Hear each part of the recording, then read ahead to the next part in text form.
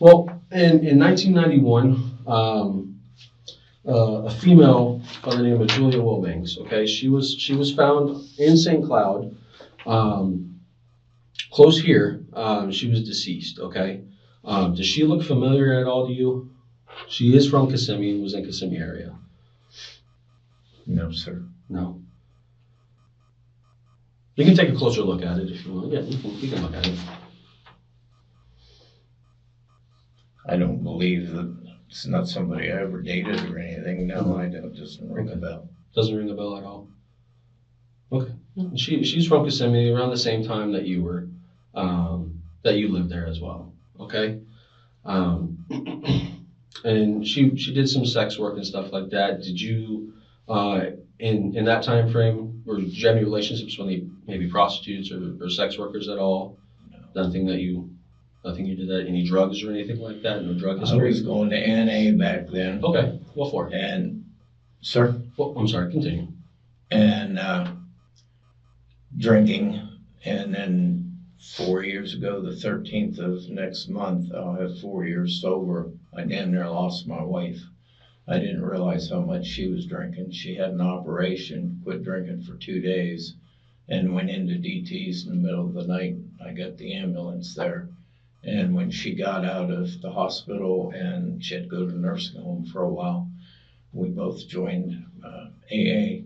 And That's good. it's where I was headed today, to the grocery store and to an AA meeting when I got picked up. Okay. Okay. What was you drink alcohol? What was your drink of choice? Budweiser and Crown Royal. Okay. So you never did any narcotics or anything? Listen, Back in the day in Orlando, we lived out by SeaWorld off of Orangewood Boulevard. We did some coke, my brother and I, and another fellow that's deceased now. Okay. How often do you think you do that? God, I don't know. Weekends if we had it. now like the detective here says, we're looking into this case from 1991, which is a long, long time ago, right? And your name popped up. Any idea as to why your name would come up? No, unless maybe she went to NA or something. Okay, did you went to NA back then too? Yeah. It was there was a treatment center off of OBT, and I want to say Oak Street was an AA clubhouse. Okay. It's possible. Yeah. That would make sense. But she doesn't sound familiar in the newspapers or anything like that. Okay. And she was found deceased here locally as well.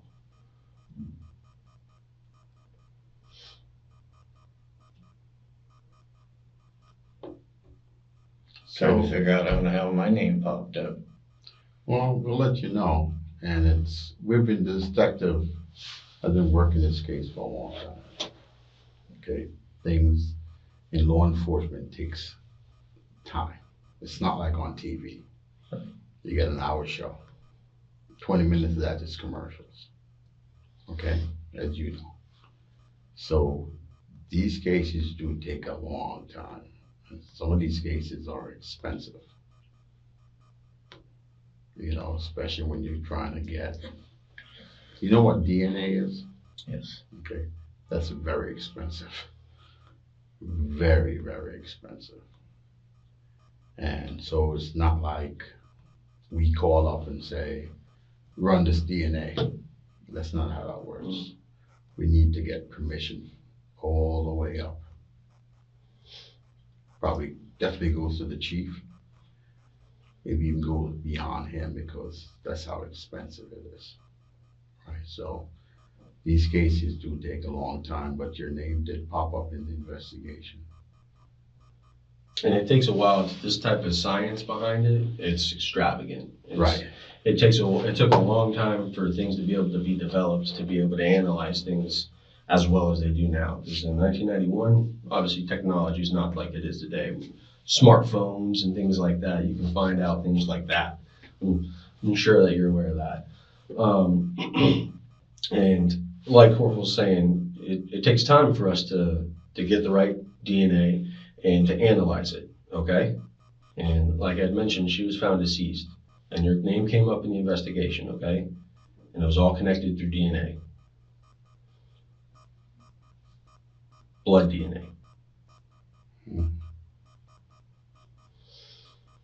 And, we're not here to lie to you, okay? Our job here is to find out the truth, what happened. Because this lady here, I don't know her, the detective doesn't know her, but she has a family. And no matter what we do here, she's not going to come back. Okay? But at least we can give the family some peace of mind. I'm not sure how much peace of mind. It depends on who the person is. I've never been to a situation where a loved one of mine was found the way she was found. So I can't tell you, I can't tell them, I know how you feel. Because I don't know how you feel. Our job here is to find out what really happened, why it happened. That's important. The families want to know why. They already know what happened. For 30 years, they don't know why it happened.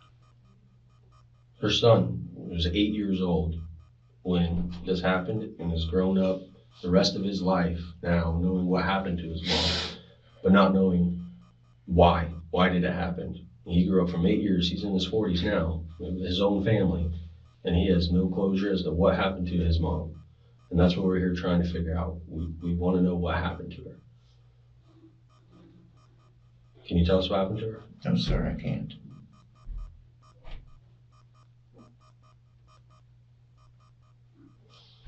So why would, like I said, I'm going to be honest with you.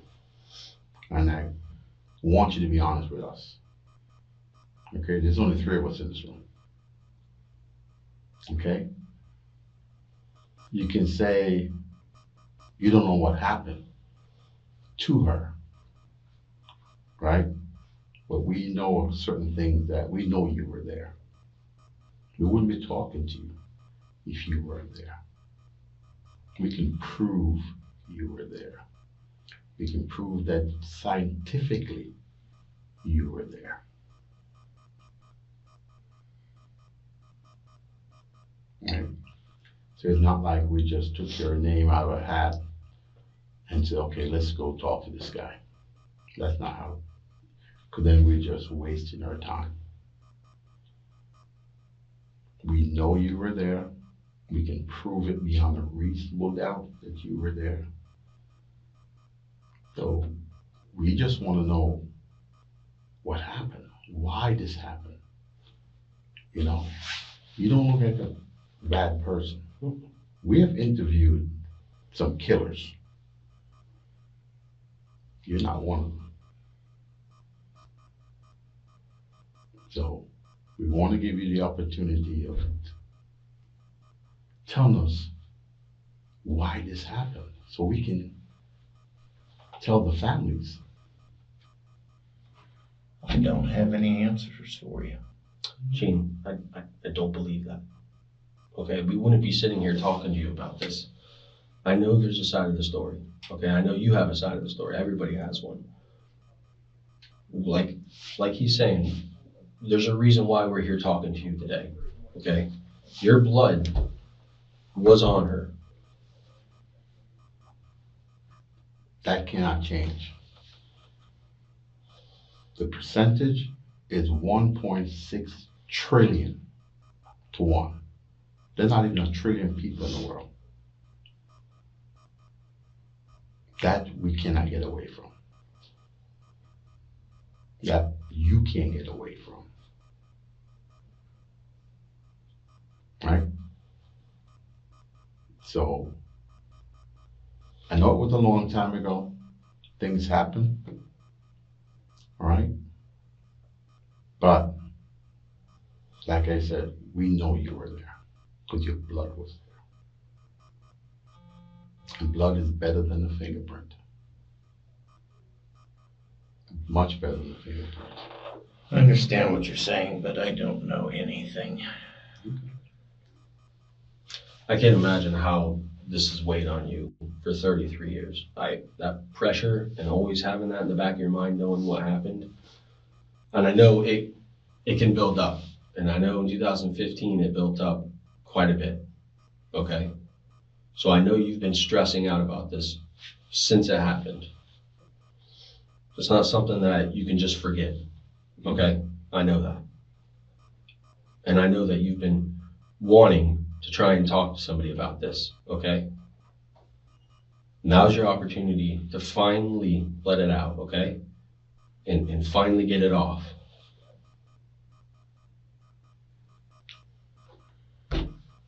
I don't know what you want me to say. I know nothing about this. Gene, What? I know that's not true.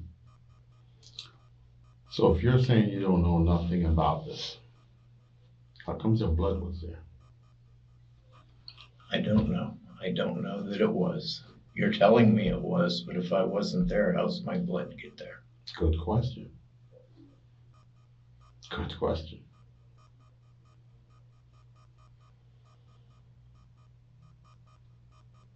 That will never change. Like I said before, we're not here to lie to you. Really not. Like, it doesn't benefit us one bit.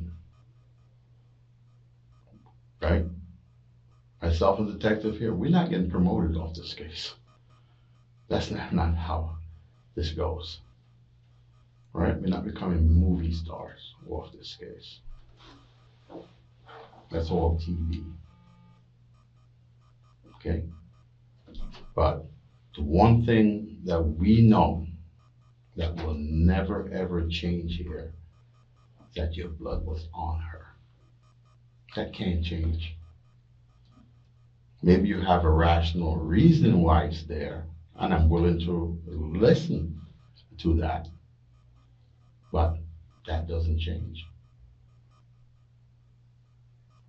We're not just the two that have been working on this case. A lot of people were looking on this case, even back then. When St. Cloud was nothing. Nobody knew what St. Cloud was. Right, so back since this lady was discovered until today, people have been working on this case. Maybe not daily. So we just happen to be the last two. And that's what this is. You have to explain, okay, you're saying that you weren't there, you don't know what happened. Okay, how did her blood get on her? How did your blood, not his, not mine, not siblings of yours, remember 1.6 trillion to 1. And that's what you're going to have to answer to. So think about it. If you're on the other side, you're on my side and I'm over there, and you know that 1.6 trillion to 1, but done by DNA labs, that this is what they do. And the person is telling, and I'm telling you, I don't know anything, I wasn't anywhere. What would you think? I don't know what to think. I do not know how this happened. That's what we're here. We want to find out what happened. I don't know. Okay. Are you taking any kind of medications or anything like that? Blood pressure, cholesterol. Okay. Majority of Americans are taking that. Still drive? Yes. Mm-hmm. Yeah. Yeah. I was driving this morning, headed to the store and an AA meeting. Right. How often do you go to church? AA's my church. Gotcha. They stress spirituality and a power greater than yourself. That was my next question, was the AA meeting at the church. Okay. And I go between 8 and 11 meetings a week. My wife goes with me. A week. A week. How many meetings a week? From 8 to 11. Monday through Friday at Wakava Basics on Bear Lake Road. Monday night happy hour in Castleberry. 2-3 nights a week over to Winter Park off Maloma. Saturday night at Asbury Church in Winter Park is a beginners meeting. Saturday and Sunday at Living Sober in Apopka off of McGee. I think it's St. Stephen's Church, I'm not sure. But yeah, Sounds we like do you're doing a 8 lot to 11 to. meetings a week. That's good for you, huh? I'm glad. My life is, up until now, was more than I ever expected. Do you think, have you felt that it's helped? Me? Oh, definitely. It's helped my relationship. It's helped me. It's helped the way I look at things.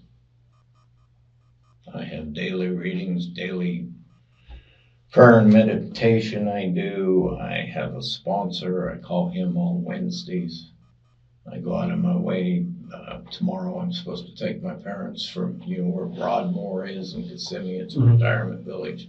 I'm supposed to take them up to Hunters Creek to a doctor's appointment because Dad's 93. He can't drive. Mom's 87. She doesn't like to drive. Yeah. She's been my mom longer than my real mom. My real mom died while I was in the service. What branch were you in? Army. Thanks for your service. And I really mean that. Really, really mean that.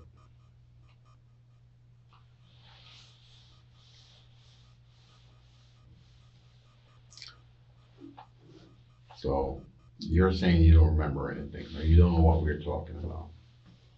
I'm from what you're telling me, but no, I don't know her. I know nothing about this. This isn't just gonna go away. Okay. We're gonna have to, we're here, like I said before, to find out the truth, to hear your side of the story. Because there is, like, life is a coin. It's two sides. We just don't take one side of the coin, because that's not fair. We look at both sides of the coin. Right? So it may look like, oh, these two guys here, they're looking to hem me up. No, we're not. We don't have that power. We don't. Our job is to find out the truth, but the main thing is why this happened. Because there's a why for everything. Just like when you were drinking, there's a why you were drinking so heavily. There is. You may tell people, well, I don't know why I was drinking so, but I know why. But bingo, you know why you were drinking. There's a why for everything. The kid steals a cookie from the cookie jar. He knows why. He may not tell his parents, but there's a why for everything. Or how it's done, why. This is how life is. And that's what we're here for, to find out. So we can give the families, her son, something. So, What's your why? What's what? What's your why? Of why I drank. Never felt like I fit in. Blamed everything. I was always the victim. Just not a happy person. Then I could escape it with the booze. When do you think that started out? As a little kid, It's all good. I was the guy that got picked on, and You the youngest? I was the only until my mother died. And they say you can't quit for anybody but yourself. true. But the reason I decided to quit was I promised to take care of my wife, and I drank so much that I didn't know that she was drinking as much as she was. I didn't know she was sick. And that night when I woke up and her bowels had let go and she was throwing up, laying on her back, I got her turned over and sitting on a stool and called the ambulance. And they took her in the hospital and found out she was going through DTs because she had quit on a Sunday to have an operation on Tuesday. Thursday night, in the middle of the night, she went into DTs. Why she went into DTs, I never did, I don't know. Everybody's different. It's like you see people out there that are never get fat, but they'll eat a cow. Everybody's different. Since the last week in December, I've lost 25 pounds because the heart doctor said lose the weight or have another operation. Wow. Yeah. How'd you manage that? Well, he put me on Wegovy, Okay. but I don't think that's what's doing it. Mhm. I've cut out candy, There you go. cookies, Mhm. donuts. When I got sober, I figured out I love to eat. And pasta, white bread. I ate a lot of fruit. I had 2 tangerines in the car to take to the meeting with me today. That's a good way of doing it. Mm-hmm. Very good way. So, we're gonna have to figure out how your blood got on this lady. Can I ask you, you have a scar. Can I ask what happened with it? Here? How you got the scar? It's on the other side, on your left side.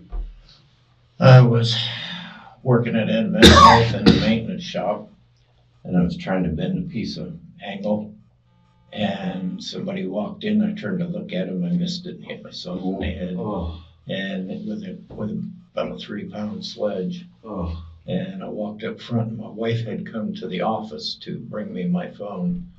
And when I walked by the director's office, he said, "What happened?" I said, "My wife hit me." Oh. Hopefully it didn't take you too serious. No. Okay, good. Good. Did you end up needing stitches? Yeah, I had stitches here, and then here I got a scar. I had cancer taken out of my face. And then the rest of the stitches from growing up and getting in fights. Yeah. How did you do in those fights? Hmm? How did you do in those fights? Nobody wins. I know that nowadays.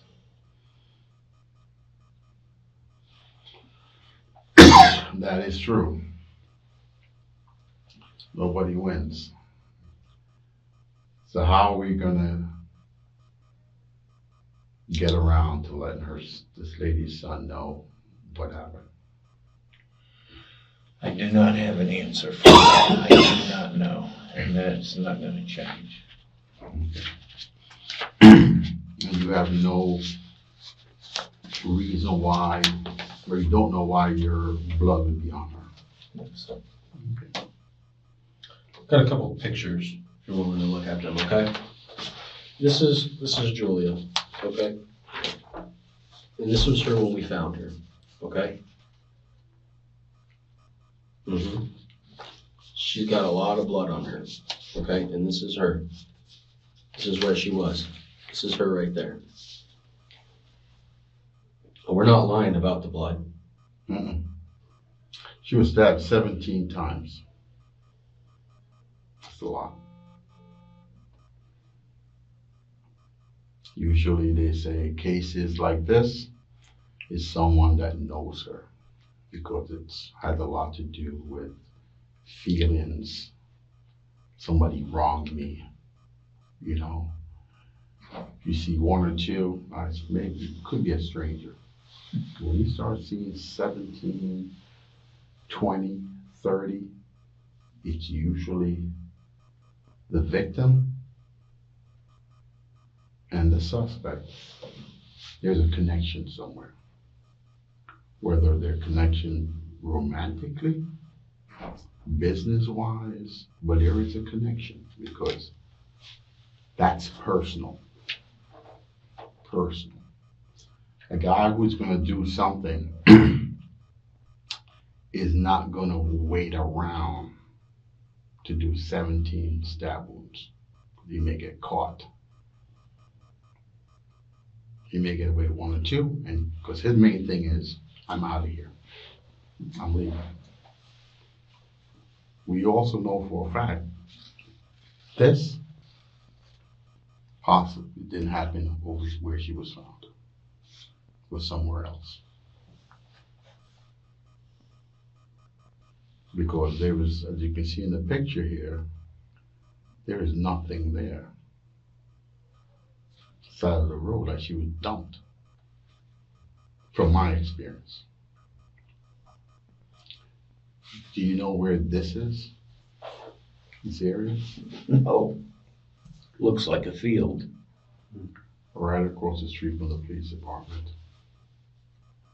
The police department wasn't here. So you're right, open field. You know where Neptune Road is? Vaguely, because I lived in that area and I worked when I was working for Disney. I was laid off and I worked for Bronson's at the Orange Groves on Pleasant Hill, and they had a place in Hollow Paw. And I used to go from Pleasant Hill, I'd take their truck out to Hollow Paw. So I'd seen that Neptune Road, yeah. There was nothing on Neptune Road. This police department wasn't here, which is kind of ironic. You get the police department investigating the crime that the police department wasn't there when the crime occurred. But that's Neptune Road. Because 1991, St. Cloud was totally different from what it is now. Now it takes you probably 50 minutes to go from one end to the next.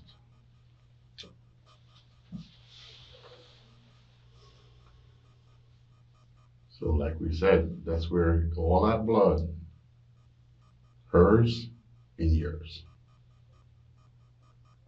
Nobody else. Was it just an accident? Was it a mistake? Because you don't seem like you're the kind of person that's going around being a mass murderer. Right. Just there's something built up that it I just don't happened. know the woman. I didn't do it. I don't know if you're trying to get me to We're not getting you to do something. anything. I don't know her. I never met her. Well, Unless she happened to be at one of those NA meetings, I don't know the woman. I don't know. Could be. I don't know. We're not trying to get you to say anything here. We just want the truth. I can't tell. And if you're telling us what you're telling us, we have a problem.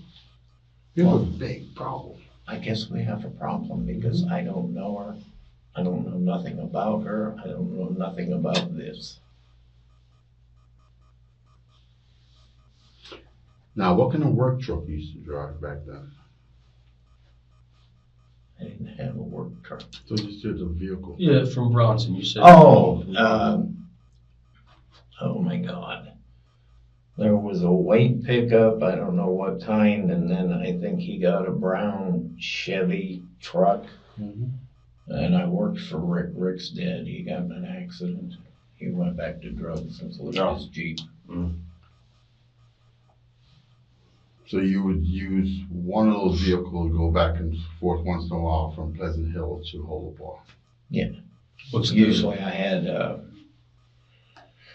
I'd come up Pleasant Hill Road to John Young, go up to Oak Street, go back out on 192, take that straight into Hollow Paw, I believe it was. 192 all the way to Hollow. Yeah. It's coming right through town. Yeah.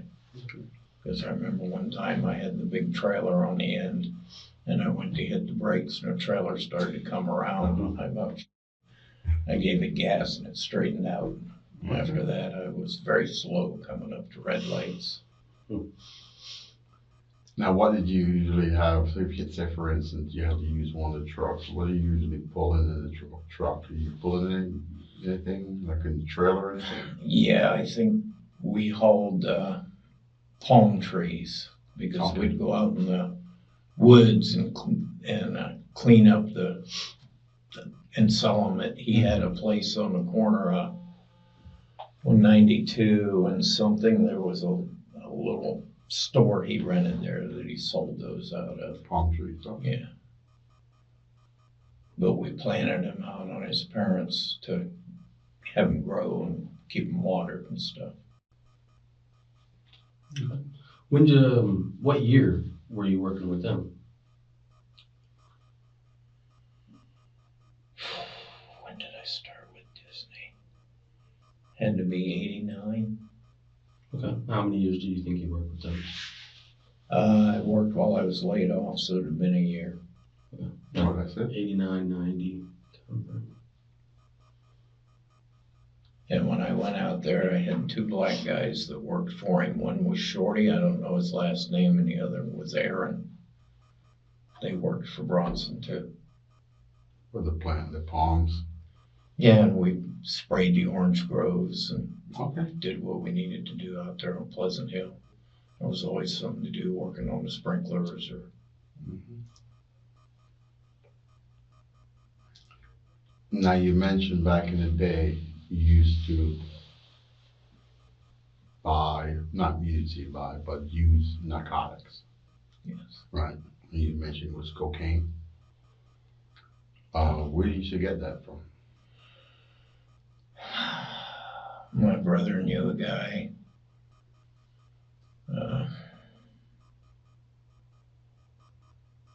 Someplace over was in Orlando. Bumby Avenue, does that sound right? Mhm. Bumby. You know And where it the was- medical examiner is now? Once Zombie? we had the money, we'd get some and then make it last through, Like a week. usually on the weekend, yeah. Okay. Was that mostly into like a powder form or crack Powder. form? Powder. So you were a snorter? Yeah. Okay.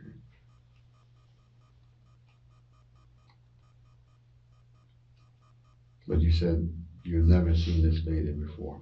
No, sir. You don't remember meeting her anywhere at all?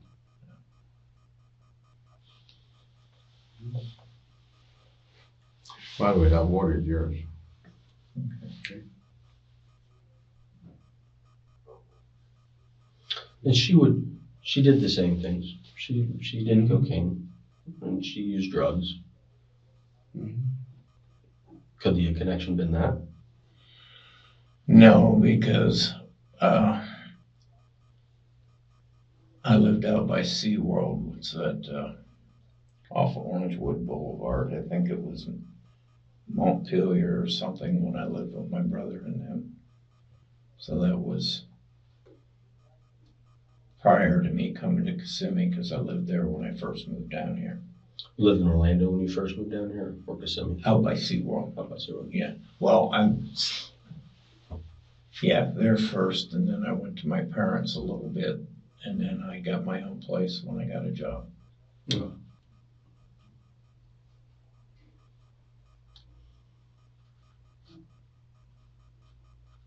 Oh, either you threw in you were using, or it could be AA, could be anything.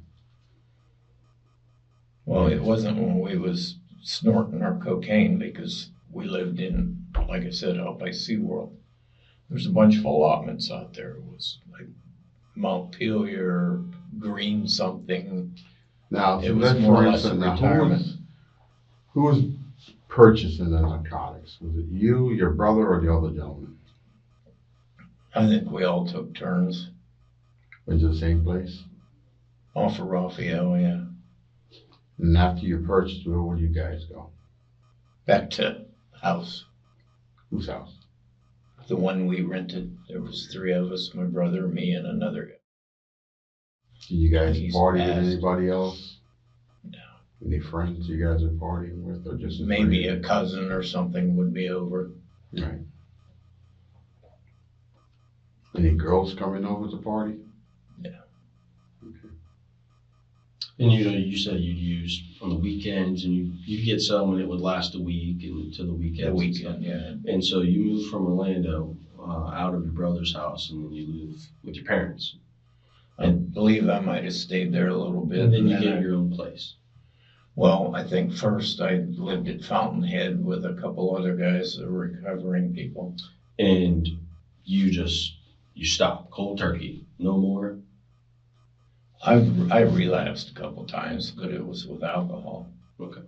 So you moved from Orlando to Kissimmee and you completely stopped using cocaine? Yeah. Not a lot of people can It was do that. recreational. That's true too. It wasn't an everyday thing. No.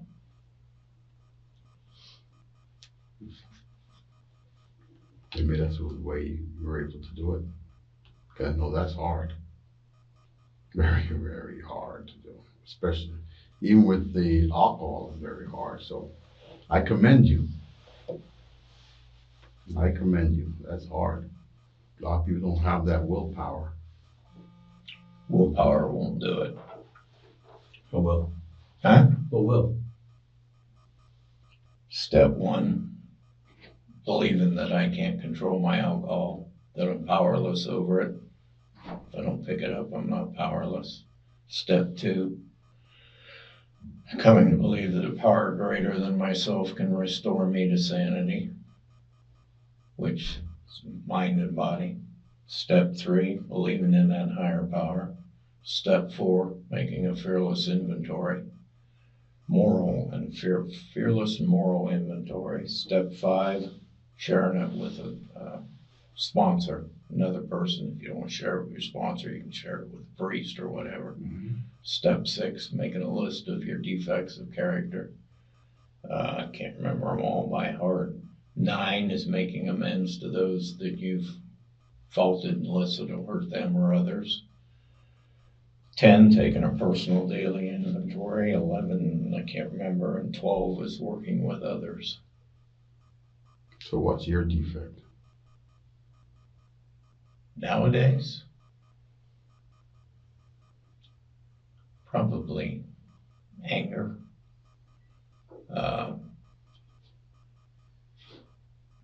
Mostly fear, which fear is anger torn. You turn fear into anger. What are you afraid of? Not a whole lot anymore. Back in those days, what you were afraid of? It seems that you've been carrying this anger for a while.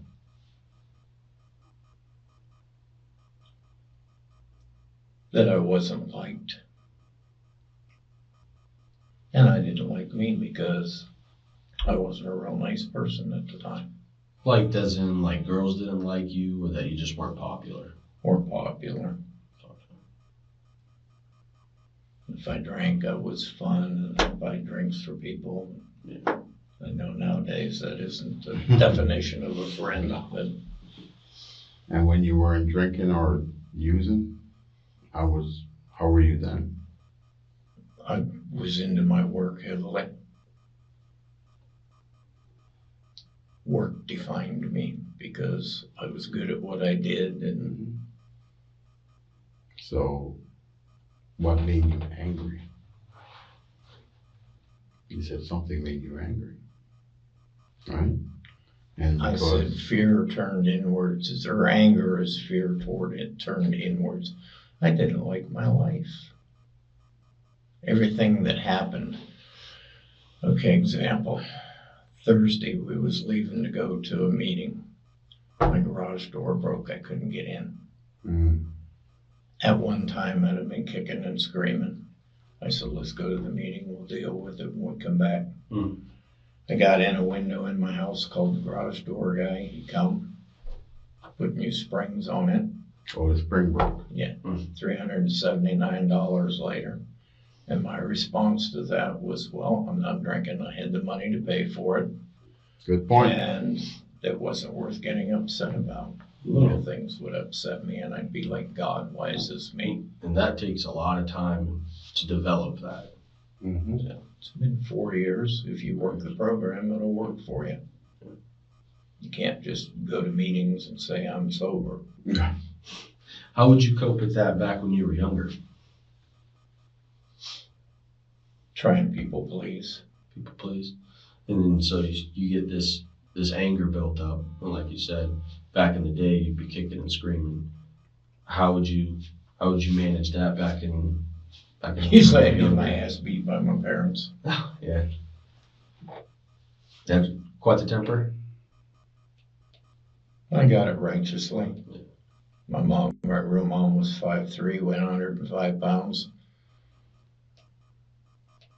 Check it out, cuss a sailor. And it wasn't wait till your dad gets home. No. And it constituted 2 beatings. Right. One from her and one when I got home from giving her dad got home from giving my mom a bedtime. Right. No, that's the way it should be. That's the way it should be still.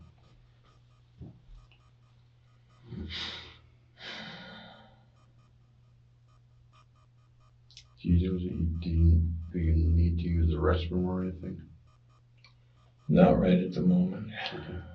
If you do, just let us know. All right. All right. Like I said, the water is yours. All right. Well, getting back to this,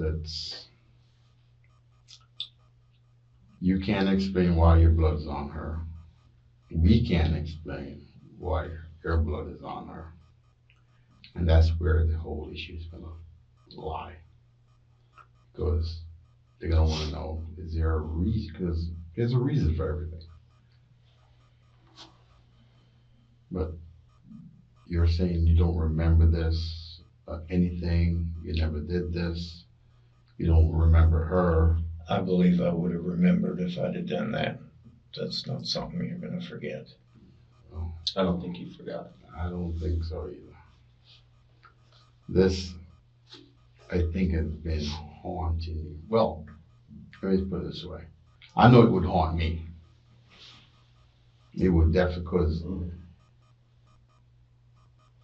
for me, like the detective here said earlier, you don't look like a full-blown killer.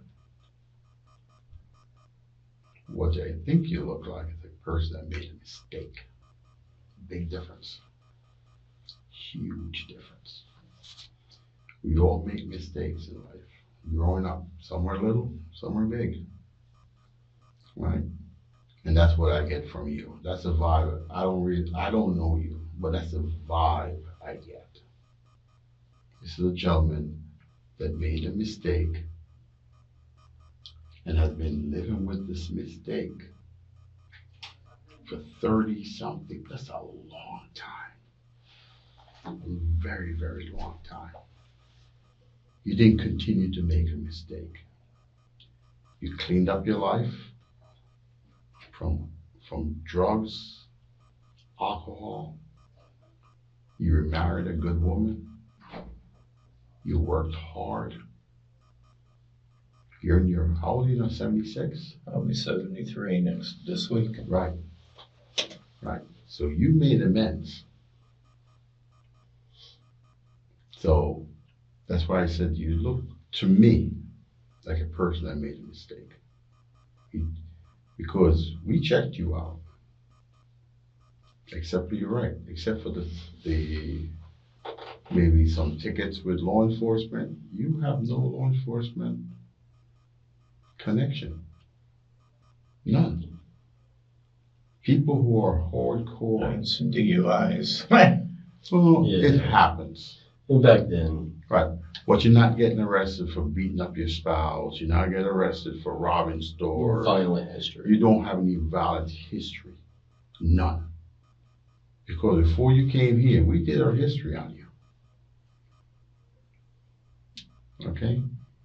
So we know a little bit about who we're dealing with. And I've been doing this a long time. I've interviewed hardcore killers that when they are talking about what they did, I can see in their eyes they are enjoying it. It's like a movie with them. They tell, and to me, you're definitely not that person. You know, I've also interviewed people that made mistakes. We all make mistakes in life. So, which person are you? Are you the hardcore killer, or a person that made a mistake in his life and has been keeping this in for 30 something years? I give you all the props. I don't know if I could keep it in for 30 some years. I don't know. But I know for a fact you did. And that's to say something. So we got to figure this out. You've battled that anger and fear the last 33 years from when this happened. Okay? And you've made amends in every other way and then corrected every other thing about your life. But we haven't made amends and fixed this. Okay? It's time that we can take care of this. I don't have amends to make here. I don't know her. I didn't do it. I'm sorry. I got. Now, you don't have to be sorry to us, but the problem is the blood. It's a huge problem. Detectives start to ramp up the pressure on Stuller. So, your blood was on her, okay? I want you to fully understand the gravity of that, right? Your blood was found on her while she was just like this, okay? And it's taken 33 years for us to get to that point, to identify whose blood that was, and that it is yours, your blood, okay? And up until this point, it's taken till right now for us to be able to charge somebody in this, okay? And this case has been presented to a judge, and a judge has deemed that it's enough for an arrest, okay? You understand that? I hear you. Yes, sir.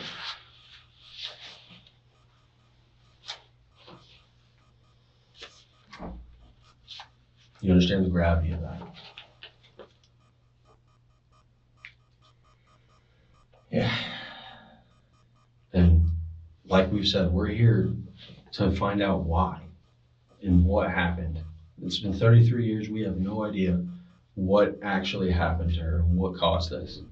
Okay, we know the reason and the cause of her death, but we don't know what happened beyond that. There's only one person that does.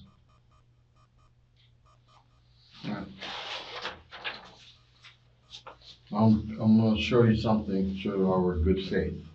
You may think in your mind, they may be bluffing me, right? I'm going to prove to you we're not bluffing you. You can read that.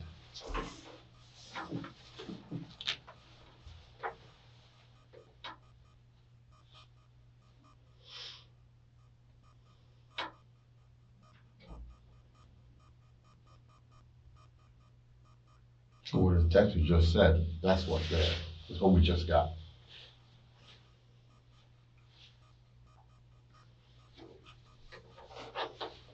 Thank you.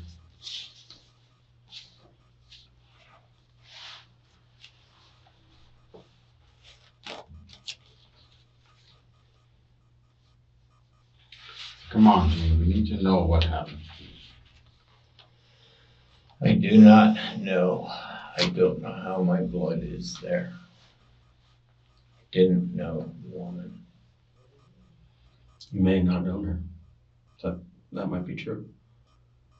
But there was some type of connection there enough for your blood to end up on her. Mm-hmm.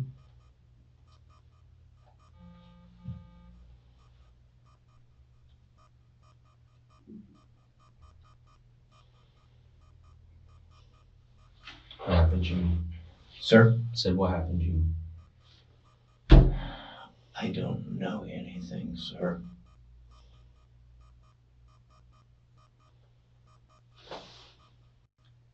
I can't tell you what I don't know. I appreciate that.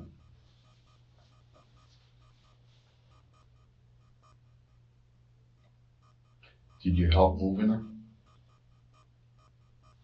I don't know anything about her.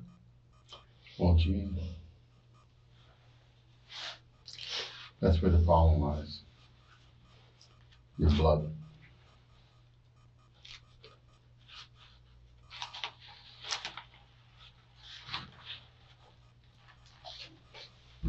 I noticed you've been looking at the pictures, and they're pretty bad. Yeah, I try not to look at it. When I walk over, when I look at it, it catches my eye. Yeah, of course. I can show exactly where, on this photo, where your blood was located. It's right there on the right side of her shorts. Okay? We have those shorts with us. We've analyzed them, and it's been tested for the last 33 years. And it took us till right now to identify whose blood that is.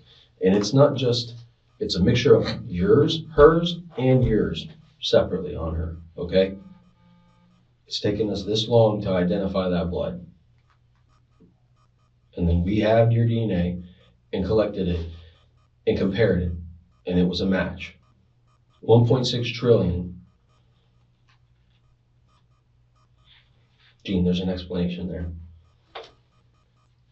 Just by you talking to us for the last hour, we know you're not a bad guy. And we know you've had some anger problems. Everybody has anger problems, right? We know you've battled and struggled with that, and you've been working on that.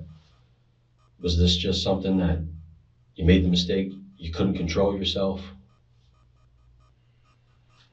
I didn't do it. I didn't know her.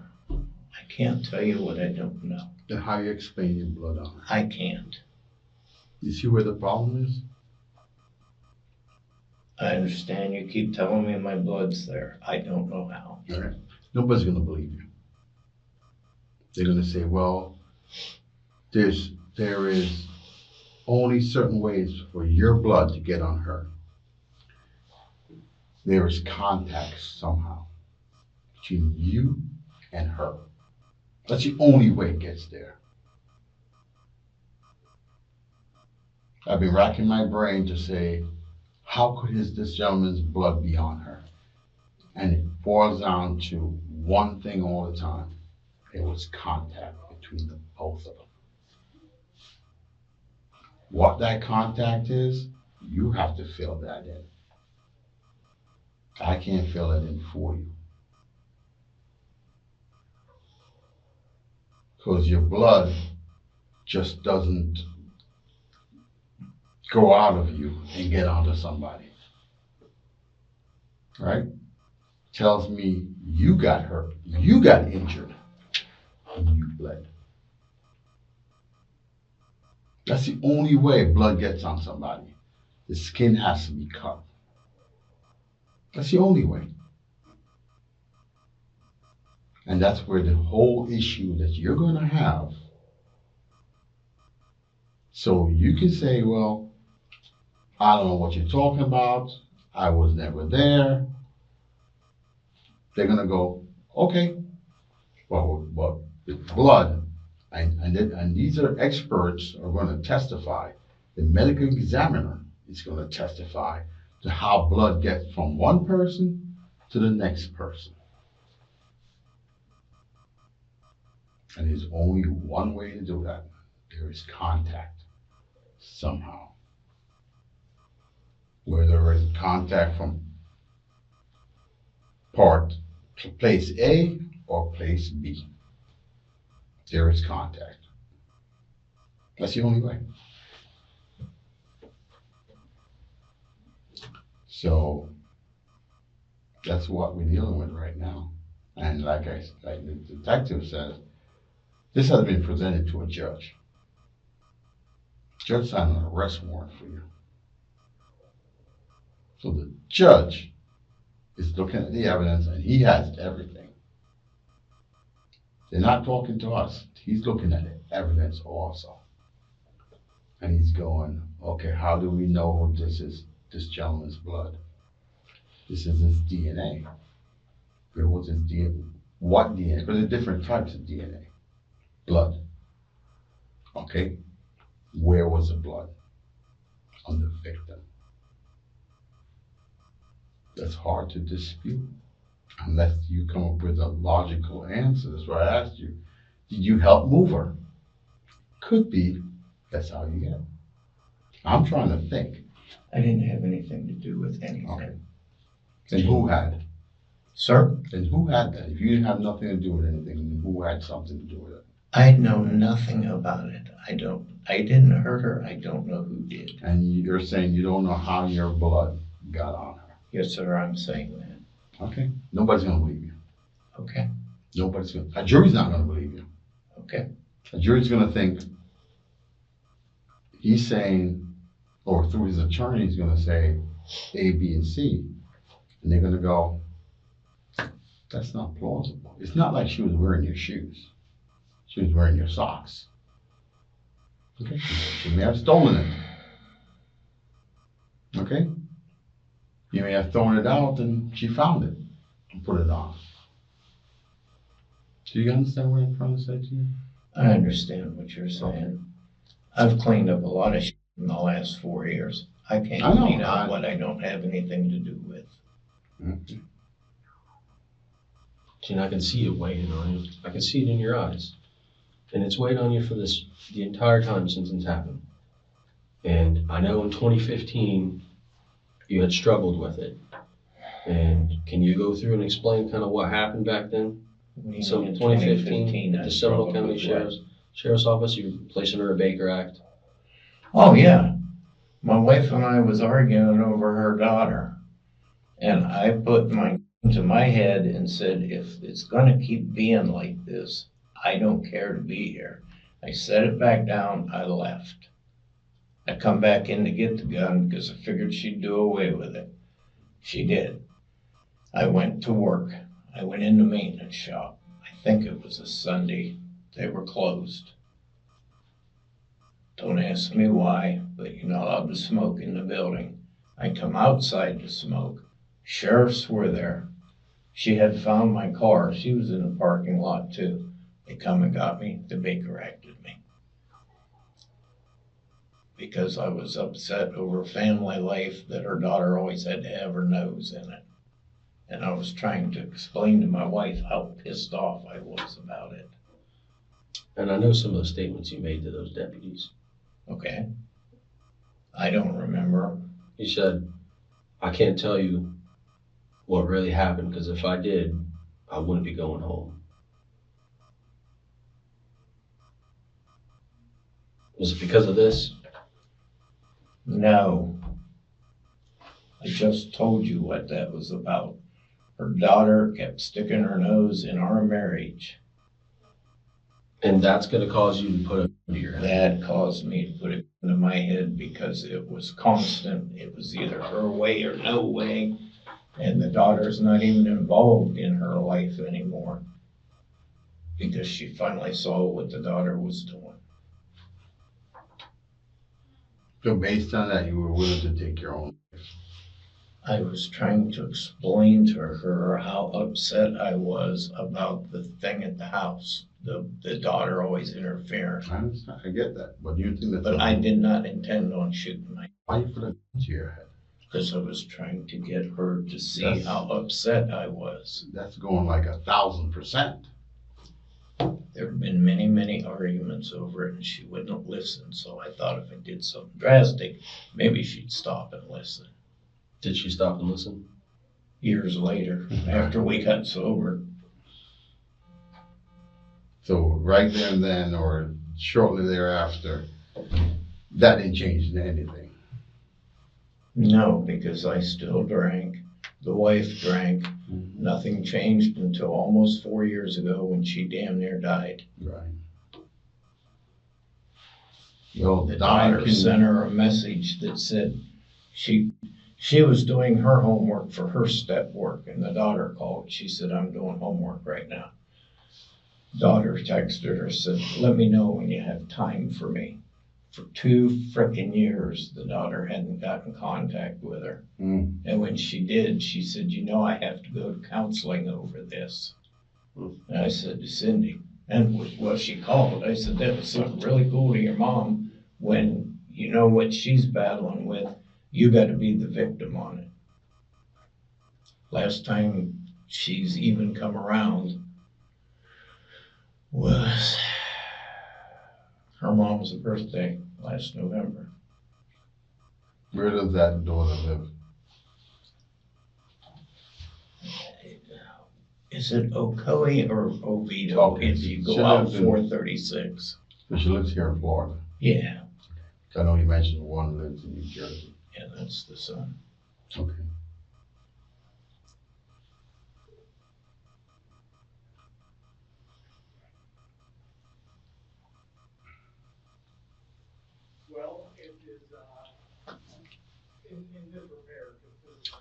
So your work injury, where were you working when it happened?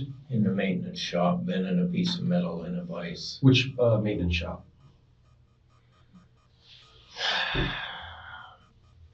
The main laundry for the Advent Health is behind Forest Lake Academy in Apopka. Okay. And he's not there anymore, but Marvin Bursky was the director at the time. Okay. How long did you work there? 20 years. Worked there 20 years. So and you just retired in December. So 2004 is about when you got hired there and started working there? 2003, I think. Okay. And then at some point in your tenure of working there, this injury on your forehead? Yeah, there's a workman's comp claim on it because I had to go get stitches. Just here or on here too? Here, this is from cancer taken out in last year, I believe. I got pictures of it on my phone because they cut it from here to here and cut the cancer out. They had to keep going deeper, and then they pinched it together and sewed it. I have pictures of that on my phone. But yeah, there's a workman's comp claim for that. Okay. So before working there, you had no scarring? No. Okay. Any other scars or injuries you've suffered through the years? Just operations. I had this hand redone, I put my shoulder redone. Because she fought back when this was happening. She tried to have this stopped. And that there's evidence to say that.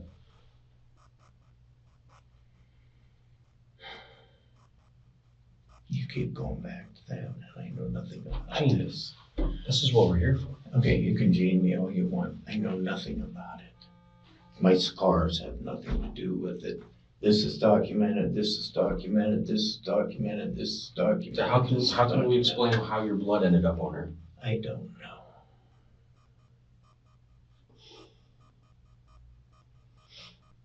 Do you understand, like, when they ask you, how do you explain that her blood, your blood, got on her, and your answer is, I don't know?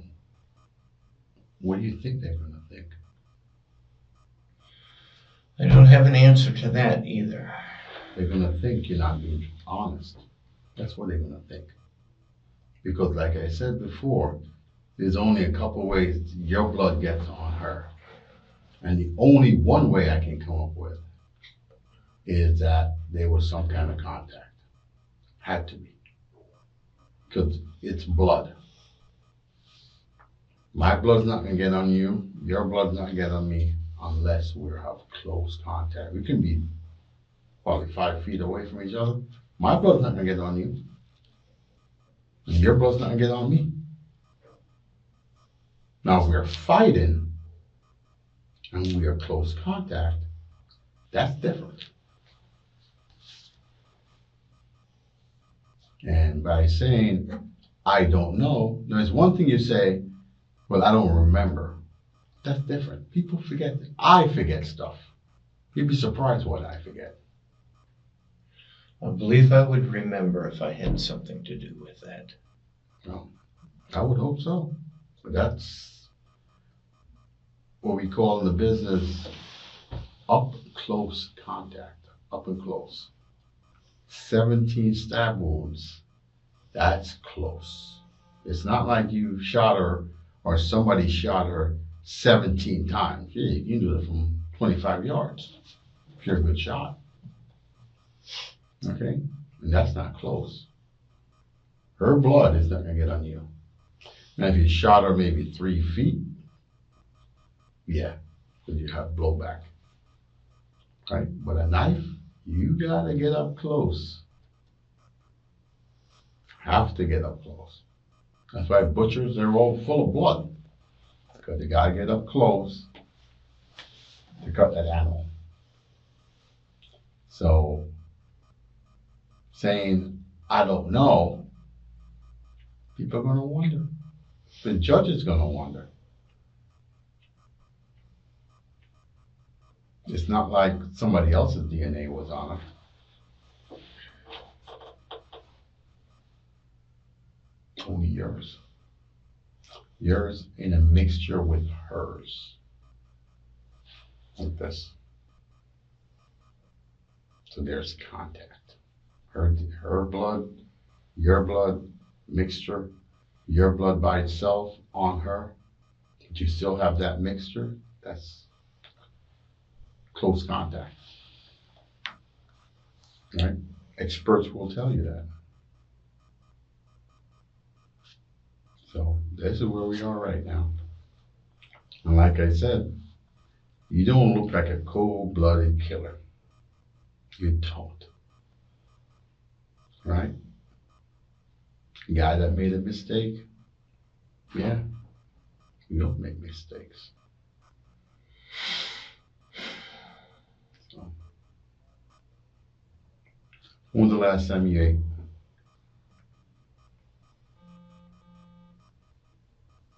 Last night. You must be hungry right now.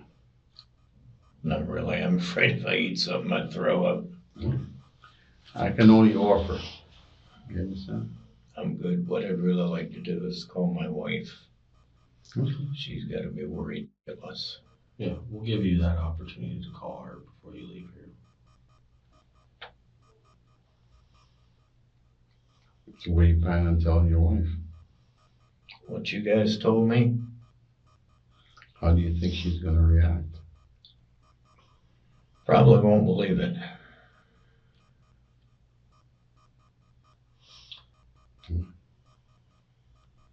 I'm gonna have her call my sponsor. I gotta have her call my parents and make different arrangements for tomorrow. I guess I'm not going home.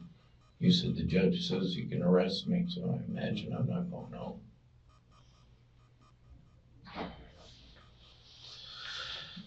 People are going to look at this and either picture you and create you as a monster or somebody that just made a mistake. Which way do you want to be perceived?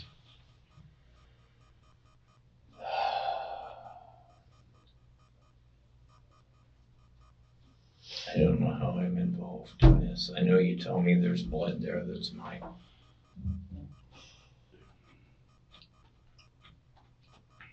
Yeah, because it's serious. Yeah? And we don't take it lightly. We don't. You didn't steal a bicycle. We don't care about that. Somebody's life was stolen. Can't get any worse than that. Can't. So, we're here to give you the opportunity to put our fears down. Because right now you don't feel like having anything to eat. Okay. You'll let me know if you do. Okay. Do you have the DNA stuff in there? Show them. You may not believe us. I don't just doubt you. No, I don't take it personal, sir. Just showing it to you what we got. It's, like I said, I'm not here to lie to you or to con you or anything like that. I'm treating you the same way I want to be treated. And that's how I work.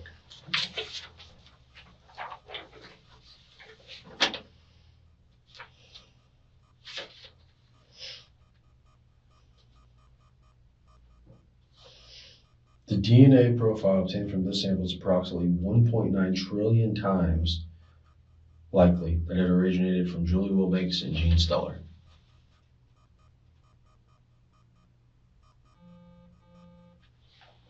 Remember, there's not even 1 trillion people in the world. A couple billion, but not trillions.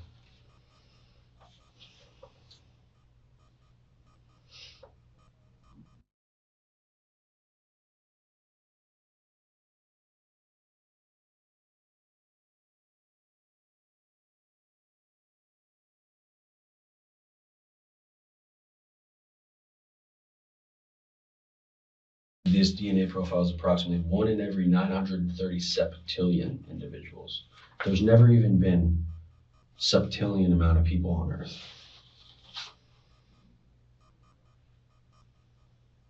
So what that's telling you is,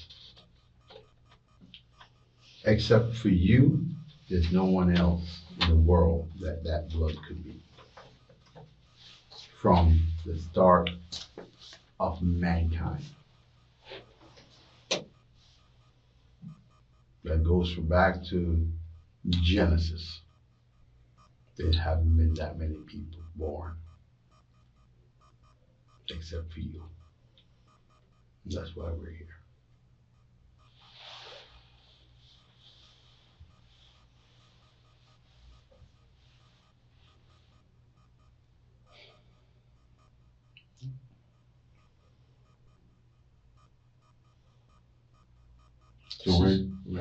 So go ahead.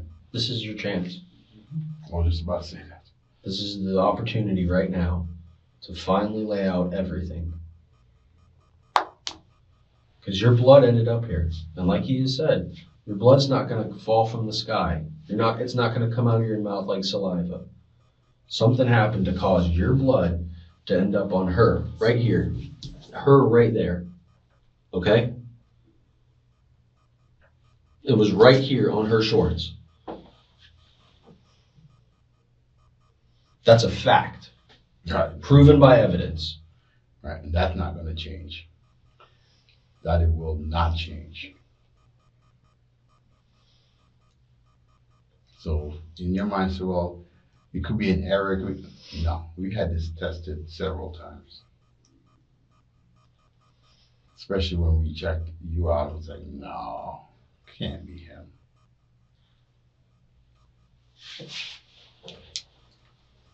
But like I said before, there is a reason behind everything in life. Everything. Go toward the intersection, you make a left turn instead of a right turn, and you know there's an accident when you make a right turn. There's a reason why.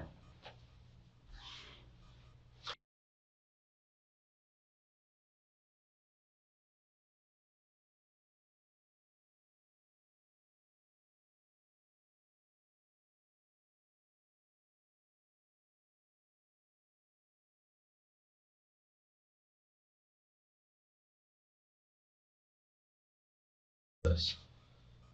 And then it was a match with those numbers that I just read to you. Okay? This is how we got here. And that wasn't cheap. Take it from me, it's not cheap. So Gene, we know something happened. Okay? It's time to give yourself some closure for this.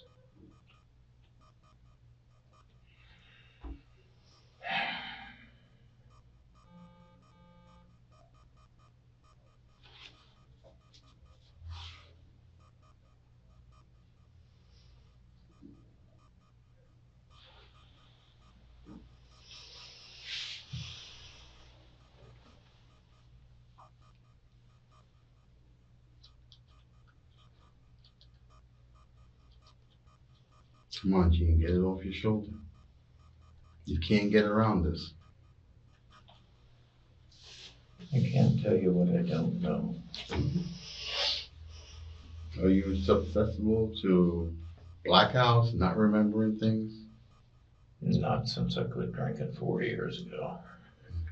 Now, when you're drinking, right? Did you ever black out? Towards the end of my drinking after I got married, yes. Okay, explain one incident.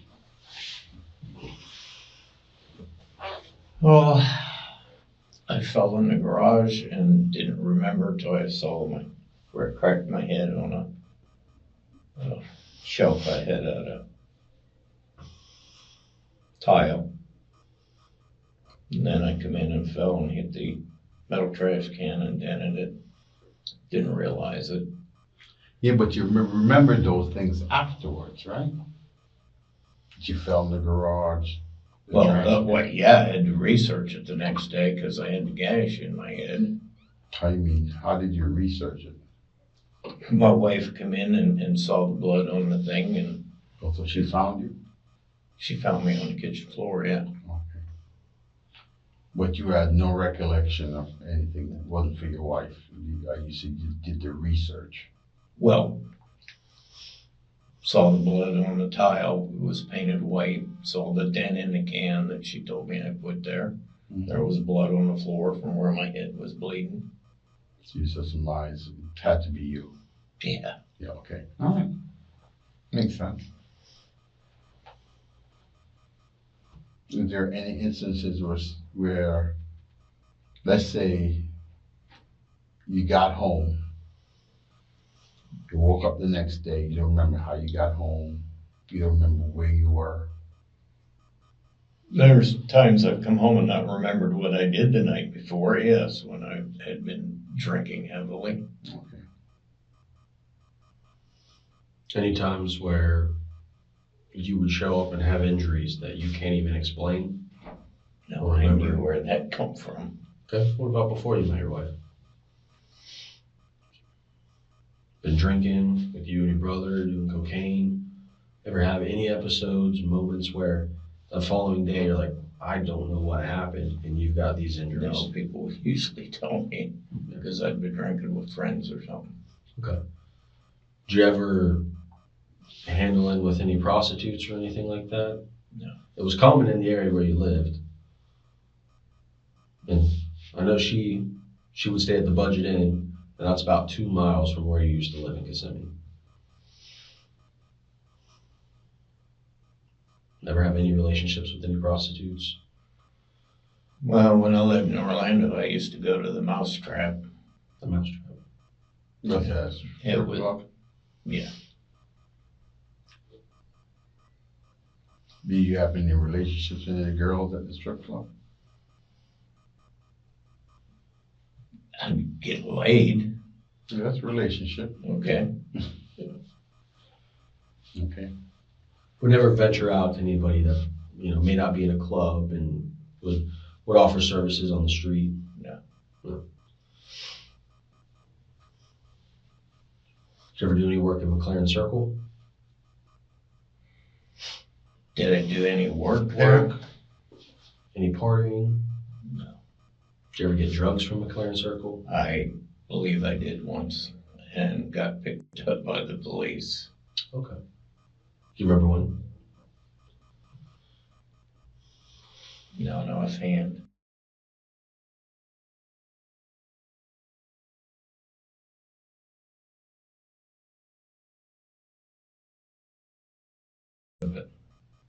So you were in charge then? No.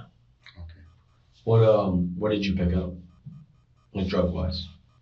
What was it they tried to get? Cocaine, I believe. Okay. So there's some connections between her and you now. She's familiar with McLaren Circle. She was in McLaren Circle too. She did cocaine as well. Could something have came up between that? Could you have tried to buy something from her? Because you used her services? No, the person I bought from was a black guy. Do you remember his name? No. I don't remember his name. No, I was scared to death to go in there. How many times you bought from that guy? The night I got caught. Just that one time? Yeah. What did you buy? Cocaine.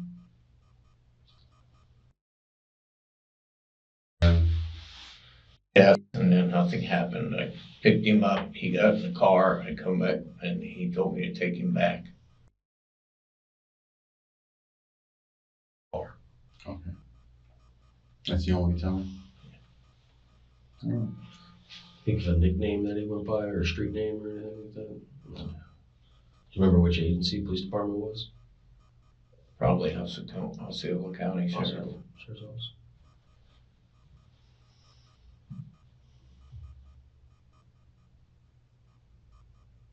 Now, back in those days, did you ever try to, say, supplement your income by selling a little bit on the side? No.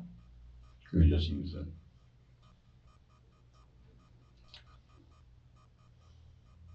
And who again were you using with? Myself. So all by yourself. Your brother wasn't there. No, because we had moved from where we all lived together. Mhm.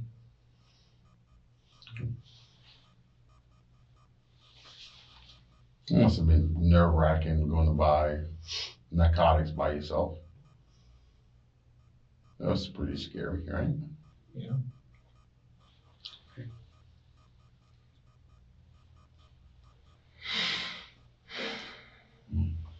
Hey, showed you the warrant. So just remember, you're going to be charged with murder. That's serious. And there's no explanation. None. And that's where the problem is. Not because somebody killed somebody else, I believe they should spend the rest of their lives in prison. Like, somebody who hurts my little girl, I'm killing them. That's the way it is. So it's hard. They have something that's called justifiable homicide. Just like a police officer shoots and kills somebody, right? Whatever reason. Could be the guy could be shooting up a bank. And he gets there and he shoots and kills the robber. Save the people in the bank or the kids in the school. It's still a murder. What's called justifiable murder. The murder is a taking of somebody else's life, not by natural causes. So when you hear officers on the news shooting and killing somebody, that's a murder. That's a justifiable murder most of the time. So this could be it too. Who knows? But you're saying you don't remember. I can't force you to remember. If I could do that, I'd be a billionaire. I wouldn't be in this room. So, but out of three of us here, only you know.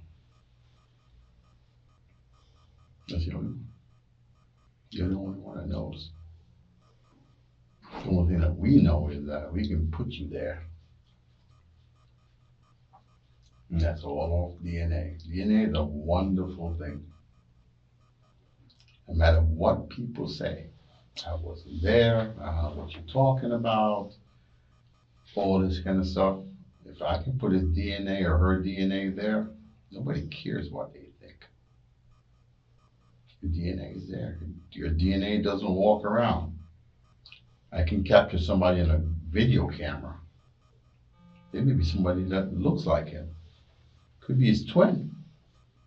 And he's saying, that's not me.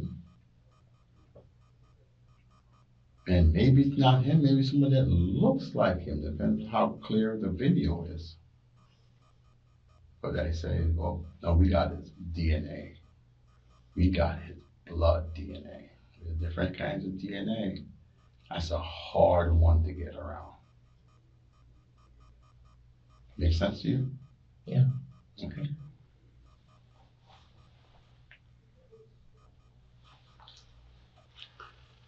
So, I don't know.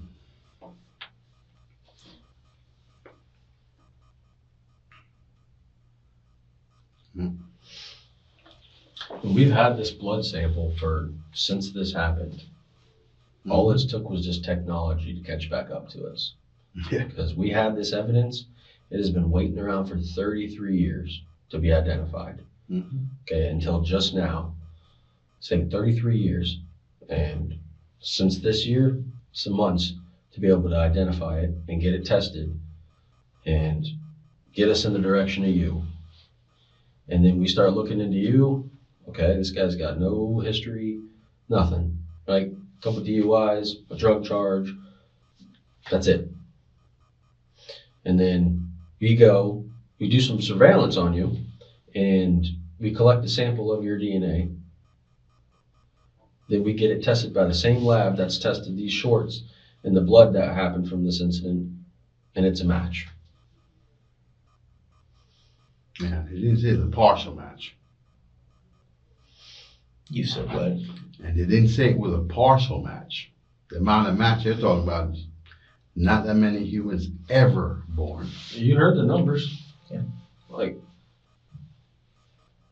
something happened between the two of you that resulted in your blood ending up on her. And the only person that's going to be able to give us what happened is you. I can't give it to you. Okay. Evidence doesn't lie. Witnesses do. People will lie in court. People will lie to us constantly. All right? DNA doesn't lie. It's better than a fingerprint. You see, I'm pretty sure you watch all these shows on TV. Linked by DNA. Or even sometimes exonerated by DNA. Because back in these days here, DNA wasn't a thing. All they could tell you is, yep, that's human blood, or they may be able to tell you whether it's a male or a female. That's it. That's all they told you. Couldn't tell you what race. Nowadays, and back in those days, you needed a big sample, because I've been doing this a long time. I've been around in those days. I was around. You had to get a huge sample. Now you get DNA right now, top of a pin. That's all I need. Because they can expand it and make it bigger. Back in those days, there was nothing like that. So, as the detective says, science is catching up. You know? They have things, I don't know if you heard of it, AI. I can show you a picture of somebody and ask real or fake. And you have no clue what it is. I did a test at one time, I thought it was real. It was a fake.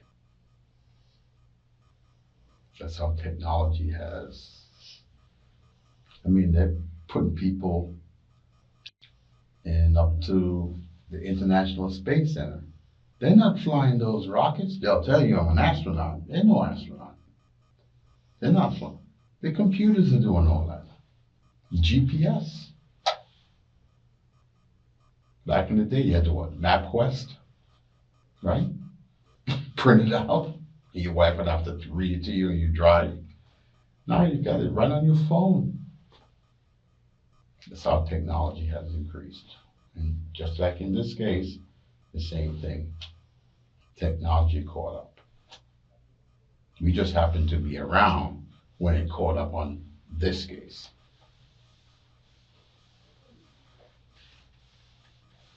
And it's going to be hard to say that the DNA is not yours because it's been tested. It's been compared. And not only tested, compared. It was tested, it came back to you, then it was compared. Another sample, compared, is him. Didn't say anybody else. Didn't say a brother, didn't say a sister, a mother, an aunt, a family member. Didn't say that. Right to you. Your saliva specifically is what matched us to this blood.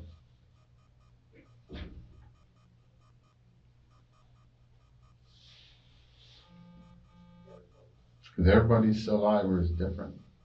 All three of us are different.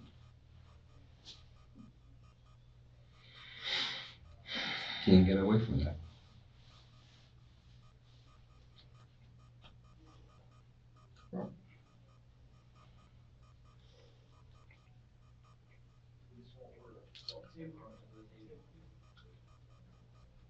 I understand you say you don't know anything. I get that. That's why I asked you about the blackouts. Could this have happened and you just don't remember it happening? I doubt it. That's a question. Remember, you were a heavy drinker back then.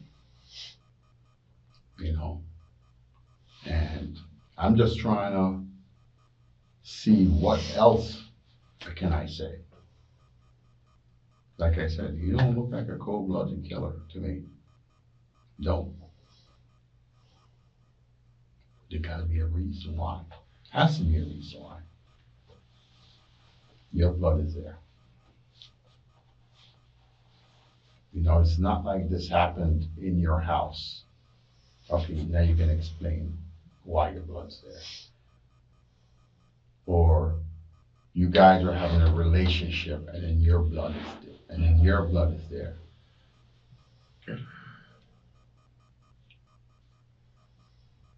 So, I'm not sure what else to tell you.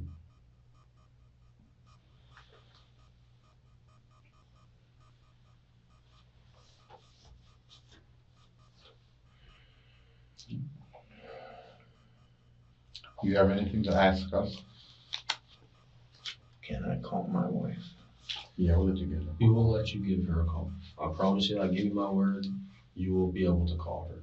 I can't tell you exactly when though, okay? I'd love to get some kind of information to her to let her know where I'm at and what's going on. Yeah. We'll And I gotta make arrangements to get my parents tomorrow to the doctor they will go to. Where does your parents live?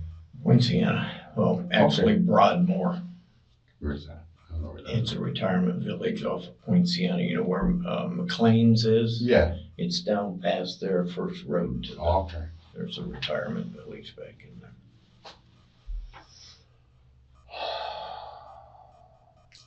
This one's gonna be tough on them. It's gonna be very, very tough.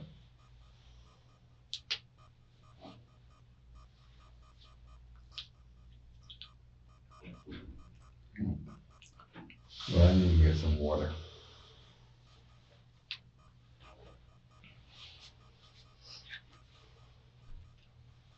I'm back.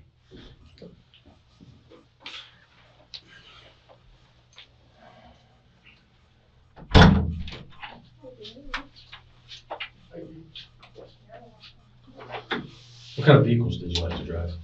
We found what? What kind of vehicles did you own? So you moved to Florida. Did you have trucks? Well, I had a motorcycle when I come down and I bought a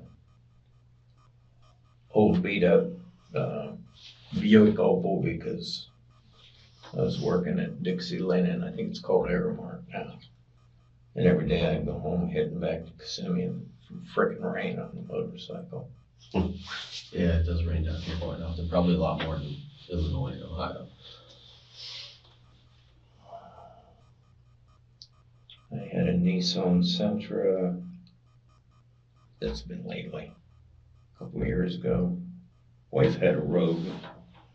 It got totaled. We just bought that Kicks. Nissan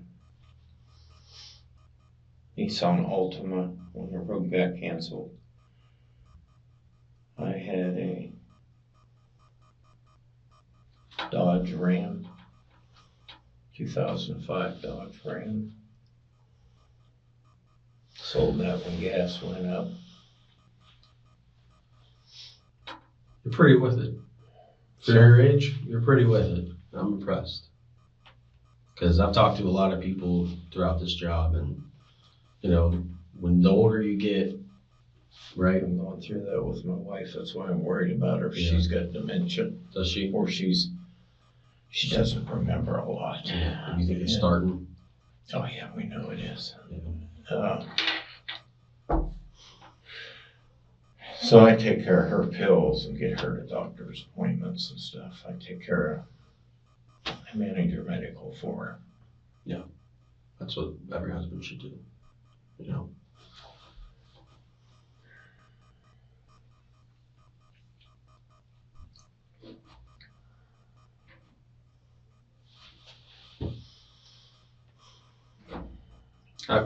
I've seen the emotions throughout this whole time by talking to us. You Okay. Your emotions. I've seen it. Gene, Sergeant Backer. I've been kind of listening in on the interview. And I just have some questions that I need answered for myself, okay? Because I've read the reports, I've read the genealogy. I kind of understand the science behind it, but I cannot understand, and what you have not been able to explain is how your blood is on this woman's shorts. This woman who was found stabbed to death right outside of this building back in 1991. And that's why I'm in here, because I need to figure out how that's possible. I don't have an answer. I keep saying I don't have an answer. So we can agree that you lived in Kissimmee in 1991, right? Probably, yeah. And I know for a fact that this woman lived in Kissimmee in 1991. You mentioned you had a cocaine problem back then. Yeah. This woman had a cocaine problem back then. You mentioned that you had some interactions with sex workers back then. No. Well, you Believe I said said you got laid in a sex club. Oh, Mousetrap up in Orlando. Okay. I dated some of the people that worked there. Well, Well, I went out with them. you could technically call them Okay. sex workers then if they All right. provided you Dancers. services for money.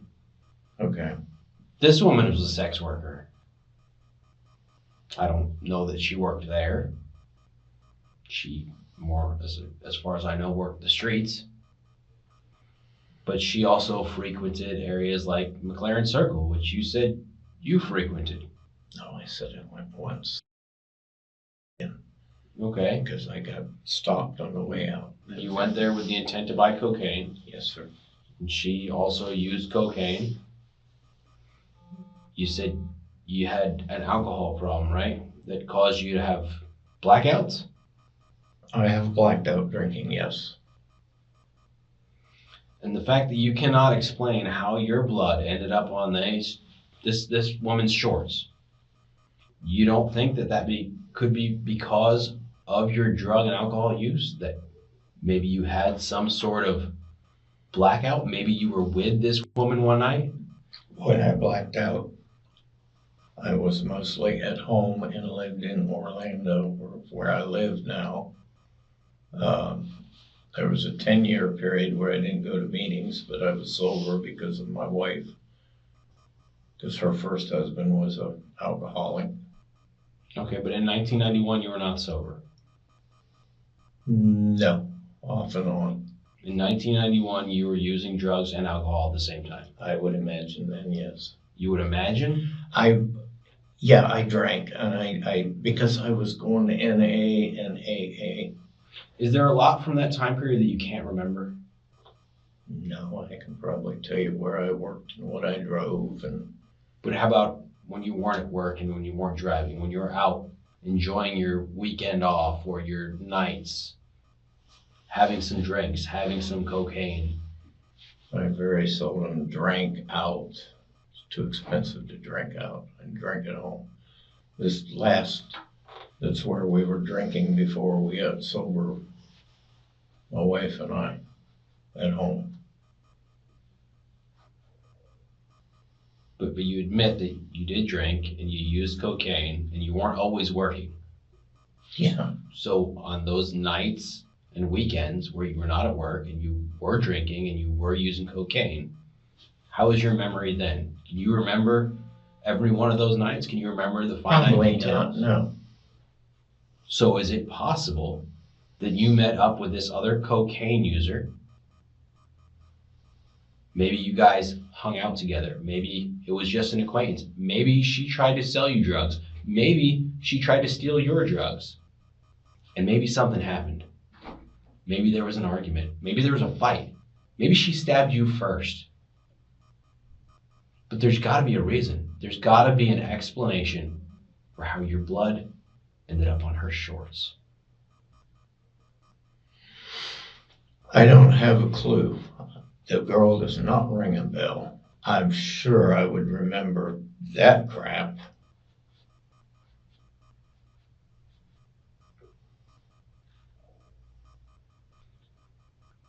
I would hope you'd remember it just because of how intense the situation probably played out. But this right here is your one opportunity to give your side of the story on how it played out and why it played out. But if you can't remember it, then it's going to have to go with how our report reads, which is that this lady was stabbed 17 times and then dumped on the side of a highway. And your blood and her blood are in a combined mixture on her shorts. The shorts she was wearing when she was stabbed 17 times and dumped on the side of a highway.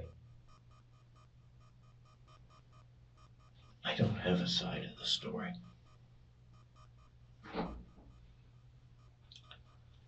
Okay.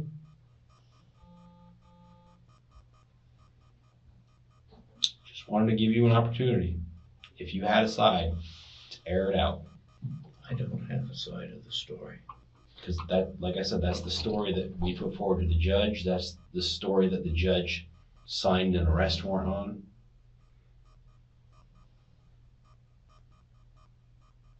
That's the story that your parents are going to hear, that your wife is going to hear. It's the story I'm going to tell them if I have the opportunity. Which is what? To make a phone call. Let my wife know what's going on. He told me I would get to do that. Oh, okay. I understand. So that's the story you're going to tell them, that your blood ended up on a murder victim's shorts. A murder victim who was stabbed 17 times and dumped on the side of the highway. And you can't provide any explanation of why. That's what I will tell my wife, yes. Okay. It's the only story I have. You know, there's a possibility that you'll spend the rest of your life in prison. Yes, sir. That's what I'm figuring right now.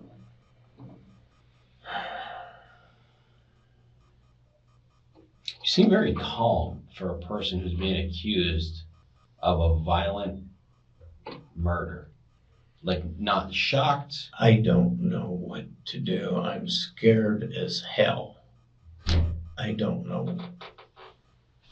My insides are like this. I I hear do you. not know what to do. I hear you're saying that, but that's not the reaction that I'm seeing. Your body language isn't showing that.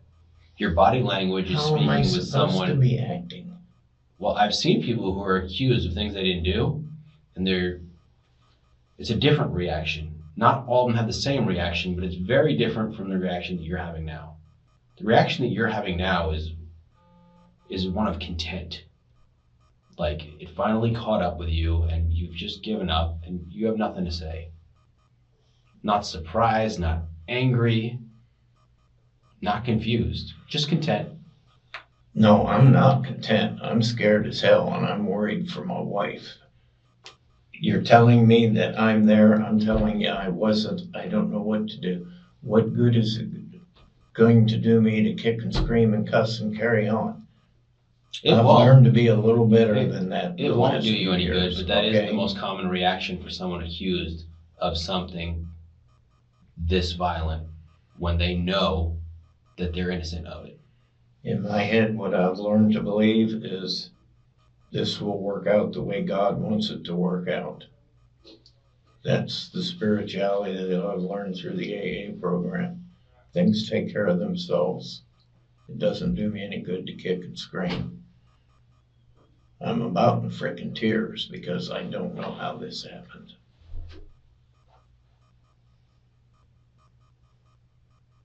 We were on our way to the grocery store in a meeting this morning when I got pulled over, and I freaked when I saw how many people were there. I had no idea where I'm going.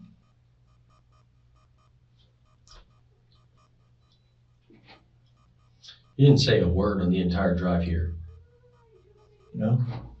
Well, when I first got in the car, I asked the first sheriff what was going on, and he said that a detective would talk to me. Mm-hmm.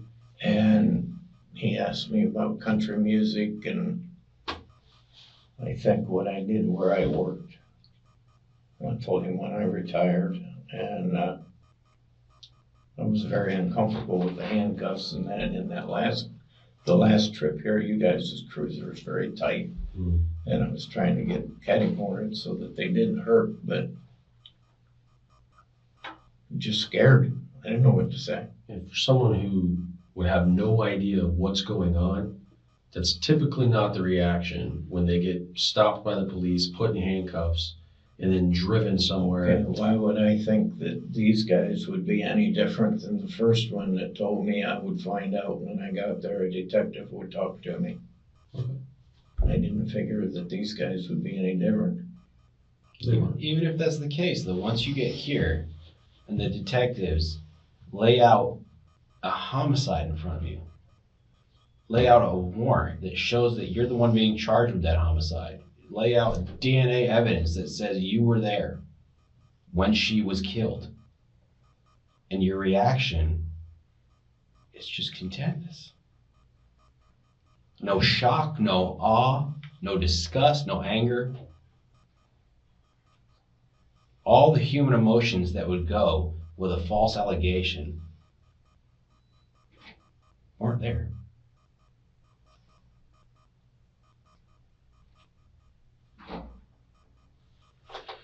I guess I figure this has got to be a mistake. I don't know. I don't know how you want me to act. I don't know anything about this. I was shocked when you said, "Do you eat at Keller's?" I saw your reaction, yeah. I was like, wow. Because, yeah, we did a couple times a week go to Keller's. Well, the one thing I can assure you is it's not a mistake. It's been double checked and triple checked. Which is why you're here now, being afforded the opportunity to give an explanation. But that time is running out because we do have to go back and do our paperwork, and you have to go off and get booked into the jail eventually. I don't know what to tell you. The guy that was sitting there told me I don't act like a stone cold killer, and you tell me I'm not acting right. I'm not saying you act like a stone cold killer either. I don't know how I'm supposed to act. I don't I have think- never been in this position. I don't think that when you made contact with this woman that you had the intent to kill her. I think something bad happened. I think she left you without a choice. That's what I think. Because I've looked up your history and I've looked up her history. And she was no angel.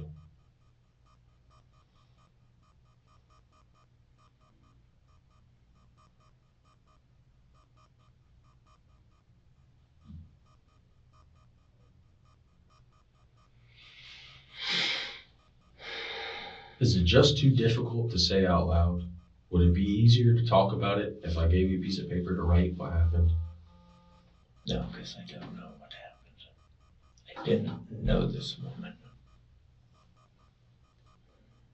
You didn't have to know her. You just had to have contact with her. Because that's the only way that someone's blood gets on another person. I'm not saying you had a relationship with this woman. I'm not saying she was your friend. For all I know, she walked up to you on the street and tried to rob you one night. I don't know. I'm hoping you'll tell me. I'm hoping you're here to fill in the blanks.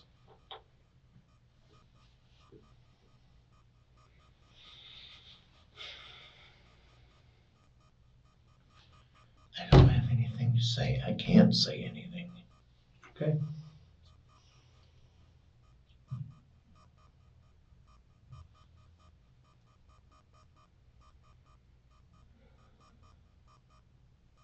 It's fine. We're gonna go finish up our paperwork.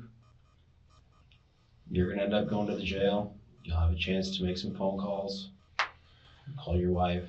Can I please call my wife from here to let her know? What time is it? Do you have any idea? It is 2:15.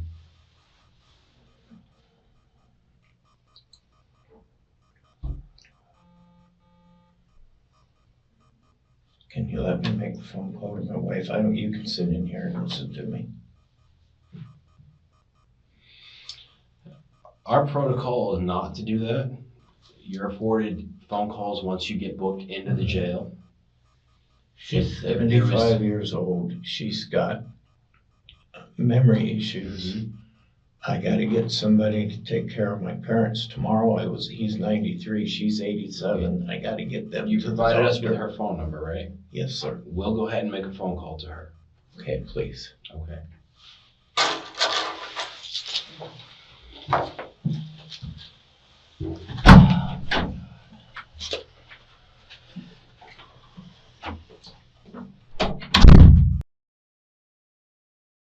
What's running through your mind right now?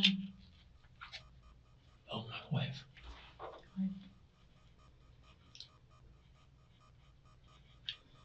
How are you gonna make all of this make sense to her? I'm just gonna tell her what they tell me. I don't know. She won't believe it. Wouldn't you want her to know the truth?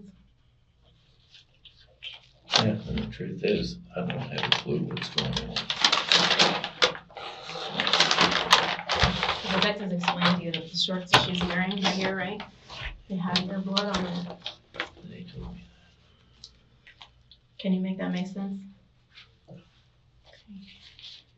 There's a thing about the truth that it usually makes sense. that.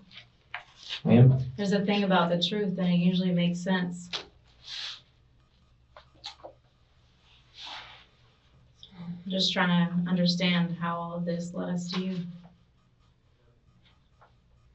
I don't know. Do you want that to be the story? Or the, It's gotta be because I don't know anything. I know the last 4 years of my life's been the best I've had. Yeah. Joined AA, very active in it, go to 8 to 11 meetings a week. I chair meetings, that's where we were going this morning, grocery store and the AA meeting. What was That's it, nice. Wednesday would be my 73rd birthday. Wow. That's when you start to say something. Yeah, that's okay. I was just gonna say how my sergeant explained to you how demeanor can tell a lot about somebody and whether or not they're telling the truth. It's something that we practice whenever we're studying to be a detective and, courses that we take. So, like, if somebody were to say that I did something that I definitely did not, there would be like an outrageous reaction, like, absolutely not, I did not do that, like, it's something like that. I've learned to be calm, and I don't know how it's supposed to act. He told me he didn't say anything in the car. When I got in the first car, I asked questions. He said, I can't answer them. Detective will talk to you. Mhm. I didn't figure it'd be any different. Trust me, I wondered where in the hell I was headed. And I saw St. Cloud on the side of it, and I'm thinking, why there? I haven't been to St. Cloud in a long time. Well, now you've gotten those questions answered, right? Yeah. But now you're given the opportunity to tell us, what is this all about? I don't have a clue what it's all about. Okay. Do you have any kind of memory loss or anything like that right now? No. No? No dementia or anything like that? Okay. Because I know this is a long time ago. My mind's good. I take care of my wife. She's the one she's 75. She has dementia. I take care of her doctors, her pills, all that stuff.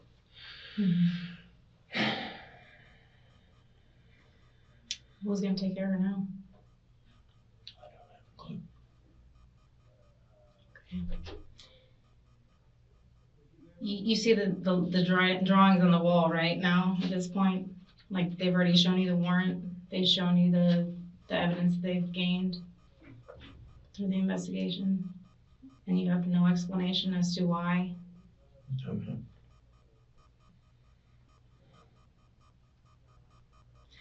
I feel like you want to tell me what's going on and you're holding back. I got nothing to say. I'm at a loss. I'm surprised you're not more emotional than you are right now. Trust me, inside I want to cry. 'Cause the repercussions of obviously something like this are pretty extreme, right? It's been 34 years since this occurred. Right? What have you been doing the last 34 years? 20 of it working for Advent Health. Okay. I retired back in December. Mm-hmm.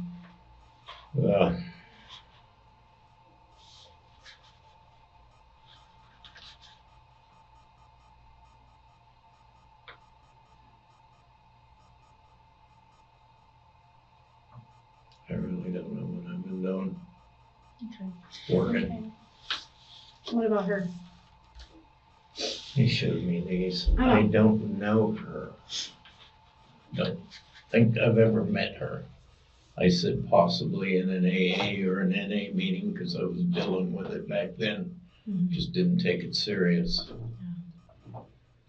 Imagine all the things that she could have been doing the last 34 years that she didn't get an opportunity to do.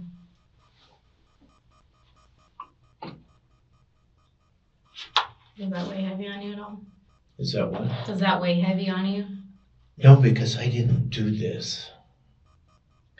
I don't know how this is. I'm flabbergasted. I understand that. You said your memory's pretty good, right? Yeah. Do you recall that day where you were?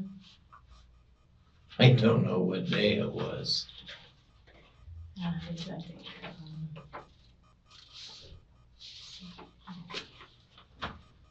September of 91, at some point.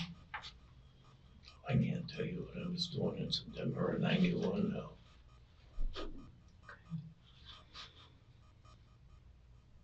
And these pictures say a lot, right?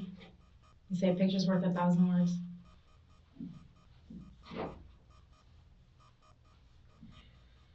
I don't know what you want me to say. I have no answers. I just want you to tell me the truth. I have no answers. I don't know anything about this. Is that the same thing that you're going to tell your wife when you speak to her? Is it? I'm This going to is tell her also- what I'm here for and that I don't know. Okay. So this is some conspiracy theory that we just created out of nowhere? I don't know what it is. I feel like you're kind of.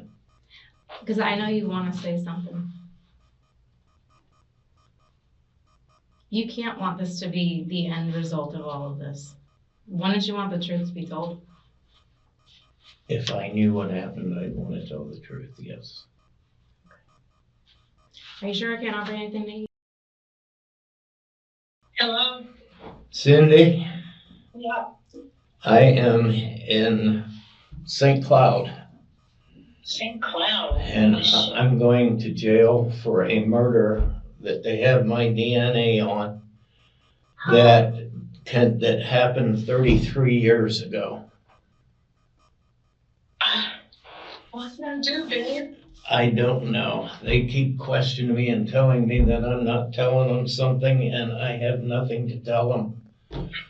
Okay, you gotta call mom and dad and tell them to get somebody to take them tomorrow because I'm gonna be in jail. Yeah. Call and let him know what happened. Yeah. How do I get in touch with you again? I don't know. I know I'm going to probably Osceola County Jail from here. I don't know, but I'm not coming home for a while. Oh, babe. Okay. I love you. I love you too. Okay, I did not take money out of the ATM, so there's $200 more in the checking account than looks like. I guess I'm gonna have to get a public defender. They're telling me there's no way that the DNA can be on that girl if I didn't do it. And honey, I didn't kill anybody. I believe you, dear. I love you so much. Please don't lose faith in me. I absolutely will not lose faith in you. I love you. They've been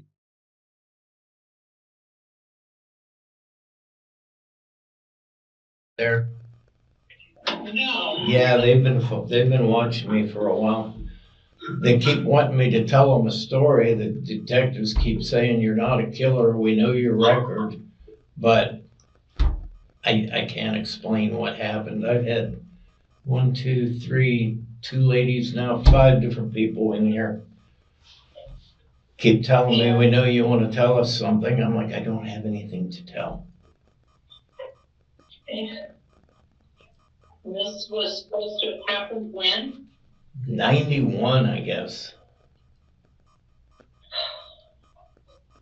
I just don't understand how this crashing down now. Yeah, well, I guess you're gonna have to let Mom and Dad know why I'm here, but can you go out tomorrow and take them to their doctor's appointment? I can try. Or at least call them and tell them they're gonna have to get somebody else, and tell them I'm in jail for something that happened 33 years ago that I didn't do. I will do that. All right, and I don't know when I'll be able to call you again. I'm using their phone. I don't have my phone, and I don't know the number by heart. You're also gonna have to let them know that I'm not gonna be there Wednesday to chair. Yeah.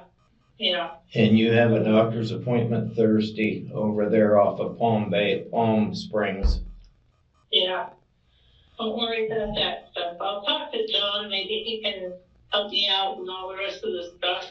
All right, well, he will be at happy hour tonight. Okay. And I don't know how you'll get a hold of me, how I can get a hold of you. I guess I'm going to jail. And worst case scenario, I'm gonna be in jail the rest of my life. That's not happening. Not happening. Well, I don't know. They're telling me there's nothing they can do if I don't tell them my side of the story, and I don't have my side of the story. Yeah, and that's so far in the past, I can't. I was honest about my drinking and drug use, and they said, well, maybe you blacked out. I'm like, I would remember that. I would think. All right, honey, I love you. I'm gonna let you go, and I'm so sorry. I was so surprised when we got pulled over, but they were evidently waiting for me. They've been watching me for a while. Really? Yeah. Yeah. Okay, well, let me call John and your phone. All right. I love you. I'm so sorry. I love you to death. Don't worry about it on my part, okay? All right. Bye-bye. Bye.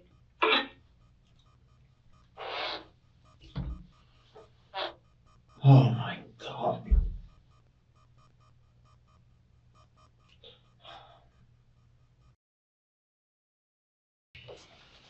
There's a couple of pictures I also want to show you, okay? And just to see if you may recognize them, okay?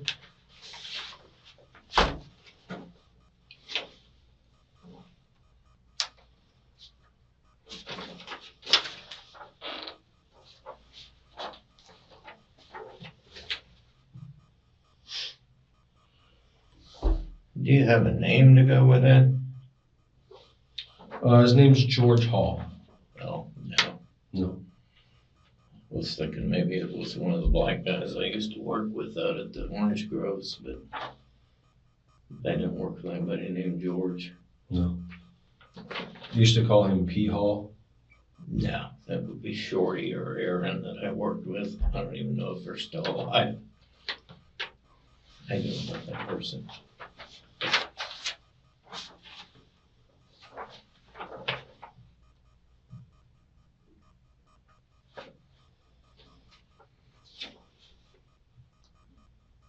I gotta tell you, he's got a face that looks familiar, but I can't tell you where from or.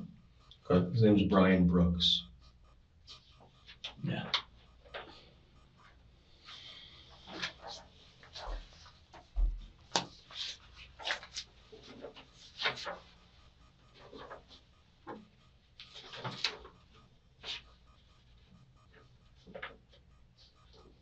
No, sir. Okay. His name's Ray Schutz.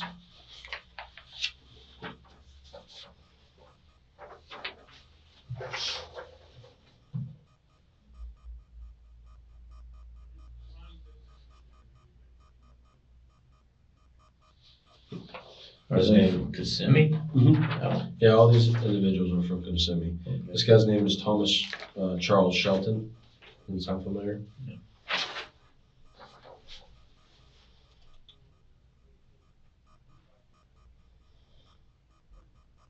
No, sir. This is Alvin Shelton. None of these individuals are familiar at all. No.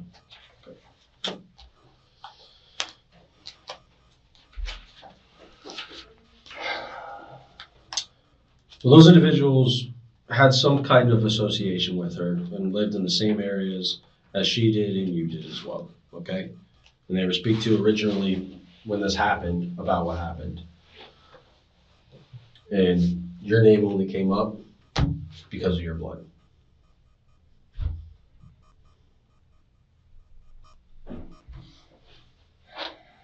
I gave you an opportunity to call your wife. I didn't have to do that. I could have made you wait until you got to the jail to do that, but I felt that that's something that I could give you right now. Okay? I appreciate that. Thank you. You know, you said you still have your father, your mother that you need to make arrangements for. She's gonna take care of that. So, She's gonna get a hold of my sponsor and let him know what's going on. okay. And I gave you that. Is there anything that you can give us about this? I don't have anything to give you, sir. The two women that were in here, she's looking at me saying, I know you want to tell the truth. I don't have any truth to tell.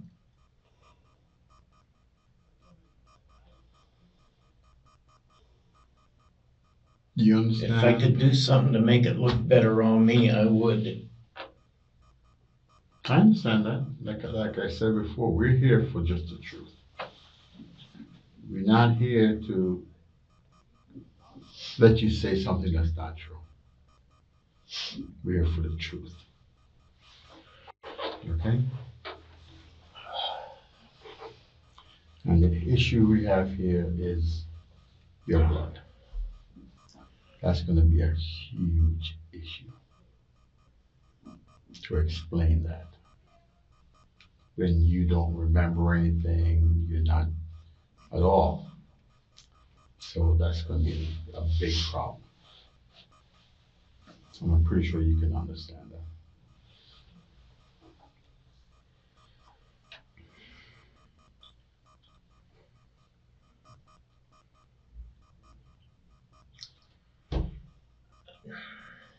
Think about the totality of everything that we've told you, right? What happened to her, how we got to you. What do you think should happen to the person that did this? Pay for it. What do you mean by pay for it? Whatever the due process is.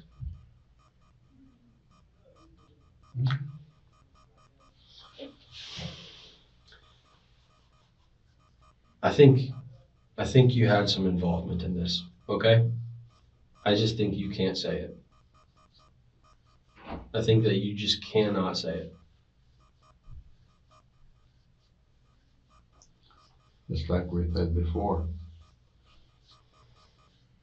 Are you a cold-blooded murderer or a guy that made a mistake? That's what it boils down to.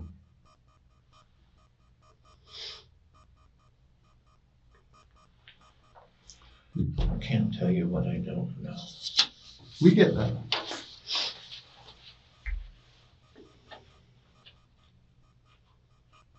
Imagine what this poor lady went through.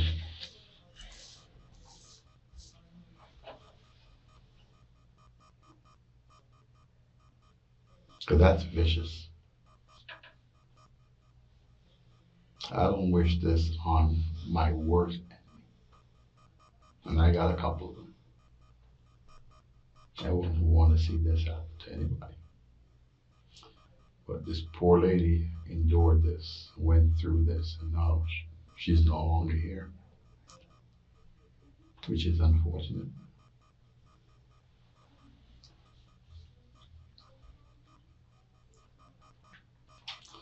Because I believe that God has a place for each and every one of us. But God don't have this. This is not in His. Whenever everybody's born, okay, you're gonna die at 13. You're gonna have heart disease. You're gonna have that. I don't believe He had that in mind for anybody. And I'm pretty sure you can understand that.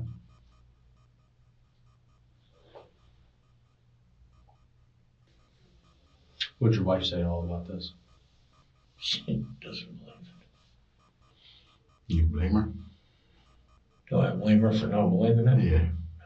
Okay. Yeah, this is a big one.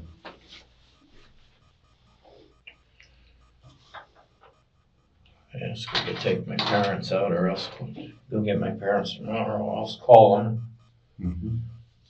Let the group that I chair the Wednesday AA meeting for know that I can't be there. And to get a hold of my sponsor. Right. I'm sorry. Yeah, the sponsor's number and all that? It's in my phone. Okay. This is the whole case file of photos. We're just trying to get you to remember any kind of relationship, whether it be a 5-minute conversation you had with this lady, to a hookup, to you met at a party, hung out at a bar, some sort of explanation of how the two of you got close enough to where your DNA could end up on her. Like we spoke before, that's a big one. I don't have an explanation. I don't have an explanation. That's an answer I cannot settle for, though, because... It's the only one I have, sir. But you understand, You think if I didn't have an explanation, I would let you know? This is not looking good for me. I think you're afraid to let me know the truth. And I think you're afraid to let me know because it would expose you to your wife and your mother and your father. It would expose the person who you were on that night back in 1991. And you don't want them to know that about you. That's what I think.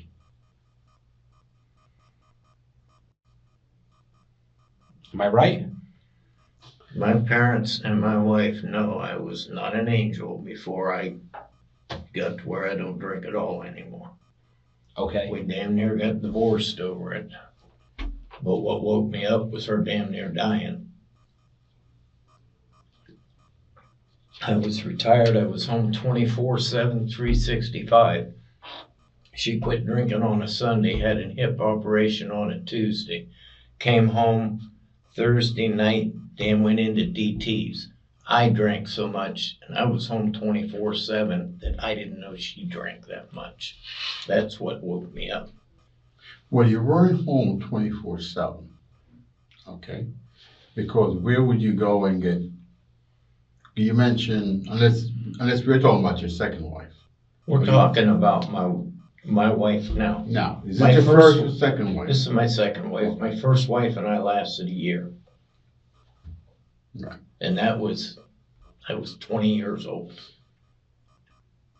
So your wife right now knows about your past, your drug Every bit of it. your drugs and your alcohol use. Every bit of it. Now, she used to be an alcoholic, correct? You're always an alcoholic. You're just sober. Okay.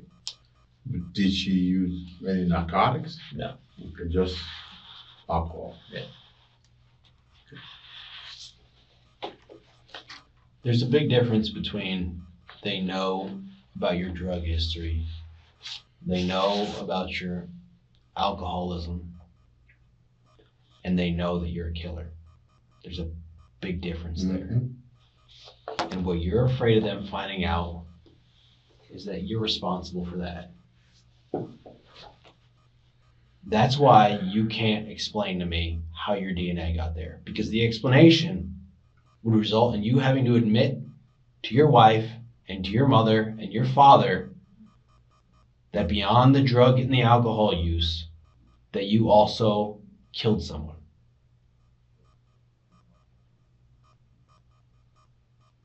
And like you said, I don't know how my blood got there. Nobody's going to believe that. Nobody's going to believe that. I don't think you're a bad person. That's why we're talking. There got to be a reason why your blood, and only your blood, got on her. There got to be a reason. And I believe only you know that reason. So, this is not going to go away. It's not. Right? Because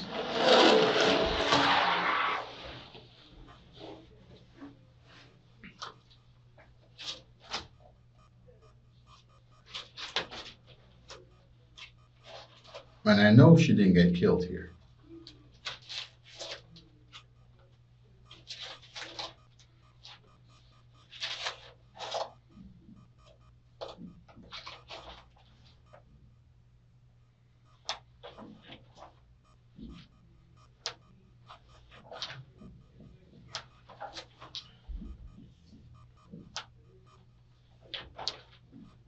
You're worried about them finding out.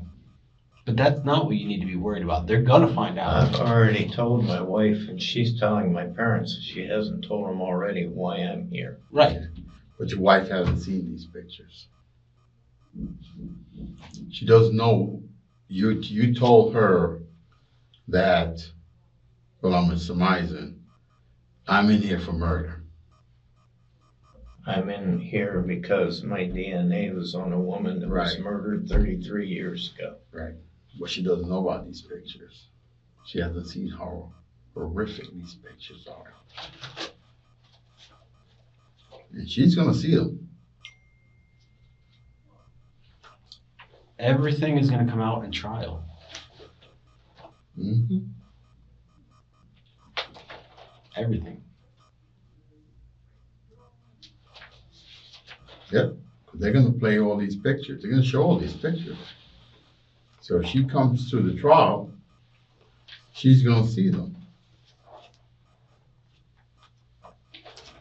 And they probably won't even have to wait that long, because at 4 p.m. today, there's going to be a press release.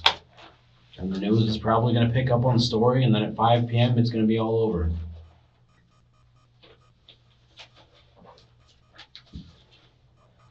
And there's going to be two options. We tell them the story that we have, which is that someone was brutally murdered and dumped in our city 33 years ago, and we caught the person who did it. Or there's more to the story. Mm-hmm. There's got to be more to the story because I didn't do this. Then who did? I don't know. Who did, and how did your DNA get on her? I don't know. I'm sorry. I've sit here nicely. I've talked. I don't know. I don't know what I don't know.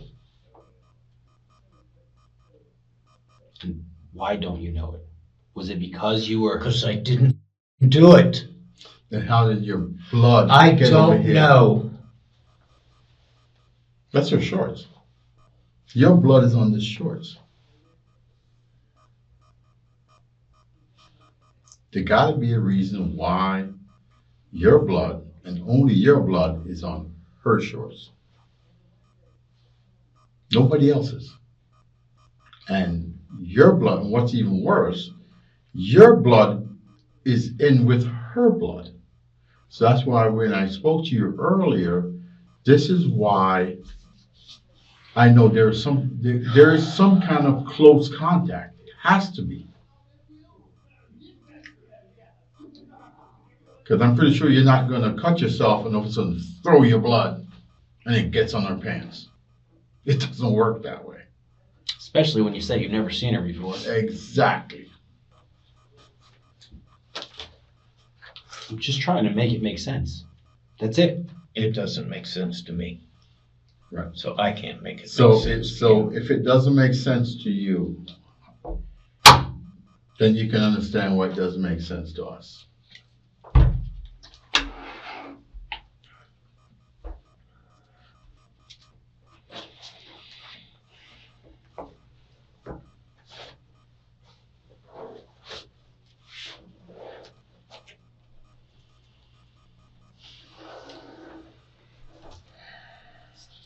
Now, going back to 1991, were you ever contacted by the police about a case like this, about this case?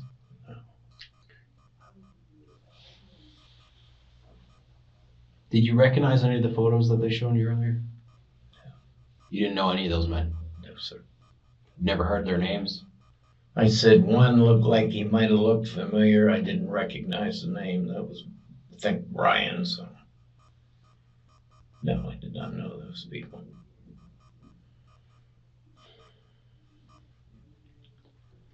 During that time period, you said you hung out with your stepbrother, was it? And your cousin? No, that was when I first moved down here in 83 or 85. At that time, I lived in, I think it's Fountainhead Apartments In 91. in 91. I'm supposing I lived in Kissimmee for a while. I lived in some apartments. I lived in Kissimmee. I was buying a place in a trailer park. And I moved to Orlando, and I lived in Chateau Orleans and Glen something. So you don't remember specifically where you lived in later half of 1991?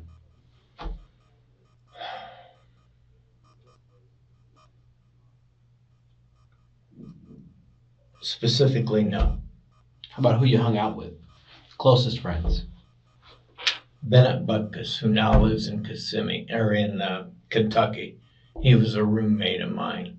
Dell, I can't even think of his last name. He's not in this state anymore because we went to the meetings together because I was sober off and on. It wasn't until a few years ago, 4 years ago, this next month, that I started working the program, working the steps, got a sponsor. I actually got sober. How about when you were doing cocaine? Who'd you hang out with? My brother, and we were all roommates when I first come down here. Other than that, if I did it by myself. Are they still around? Who? Those two people. Rick McAleese and my brother? Mm-hmm. Rick McAleese is dead. My brother's still here. He lives in Winter Park. Did they ever bring women around? No. They didn't have a girlfriend? They might have had a girlfriend. I didn't. As far as I know, Rick McAleese dated several. We lived over by SeaWorld when I first moved down here. Did they ever bring girls over? I know you say you didn't have a girlfriend. Did they ever bring girls over? They probably brought their girlfriend. Yeah, that's what I meant. Yeah, I'm sure they did. But you don't recognize this lady as maybe being one of the girls they brought over. Oh, no. Christ, we lived in Orlando. You're telling me she's from Here, Mm-hmm. You ever been robbed?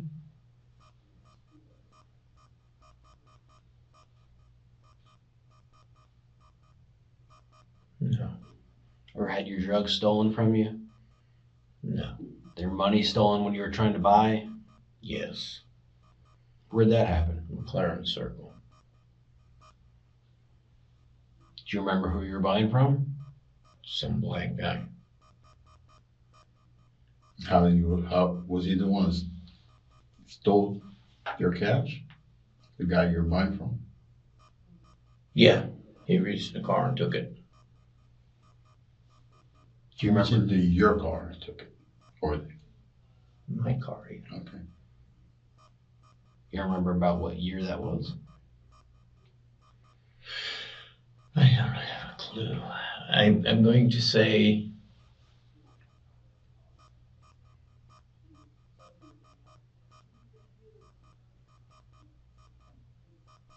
89, 90, because I believe I started at Disney and their laundry at 89.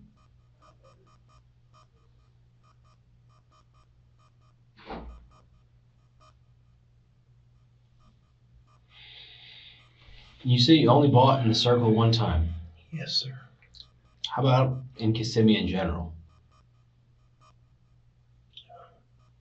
Just the one time. And you got Yeah, popped. got the shit scared out of me and got popped, yeah. Why did you choose Kissimmee, the Circle? Sorry. Because it was well known that was a drug hangout. At that time you lived where, in Kissimmee or Orlando? Kissimmee. You ever frequent any of the motels over there? No. Never? No, I had my own apartment. How about when you'd hook up with girls? You bring them back to your place, you go to theirs? To my place. I wasn't real active. But you did bring girls back to your place. Maybe one, two. Somebody from the A meeting or something that I hooked up with. Got you. And you're saying that if you did know her, it would have been from one of the AA meetings? AA or NA, yeah. So is it possible then that you met her at one of these meetings and I don't think so because she doesn't look familiar. And I can remember what certain girls look like that was there if they were eye-catching. Yeah, she looks eye-catching. So I say I probably would have remembered her if I'd have been with her. what if she wasn't so eye-catching at the time? What about You it? know, what if she was drugged out? Rough. I haven't seen people come into the AA and NA meetings that are, most of them when they get in there has been to treatment or something and they got some kind of presence about them. You don't see too many just drunks come in off the street into an AA meeting. And I haven't been to an NA meeting in 15, 20 years.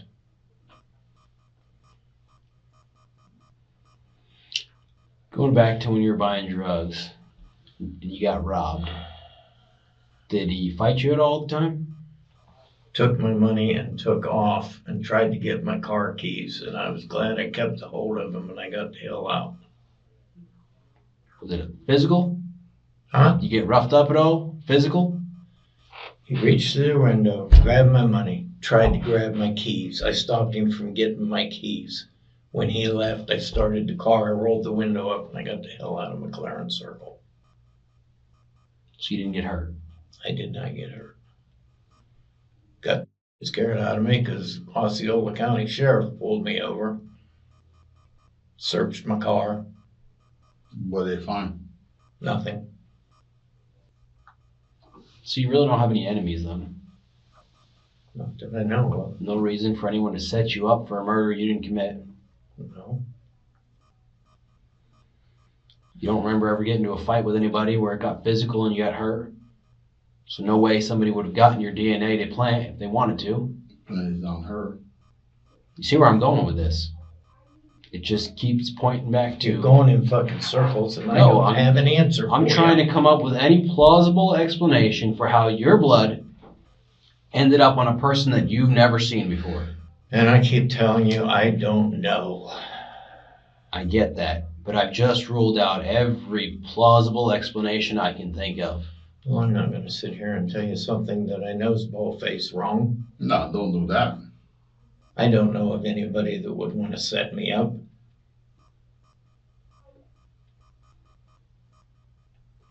So we're back to why is your blood on her shorts?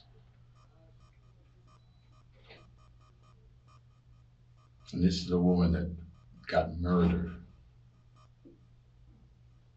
And your blood, nobody else's besides her, is on her shorts.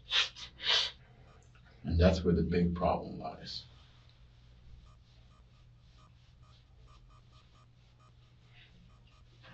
She never tried robbing you, so you're defending yourself, and that's how you got hurt. And whatever happened, happened. You never seen her before, had no contact with her.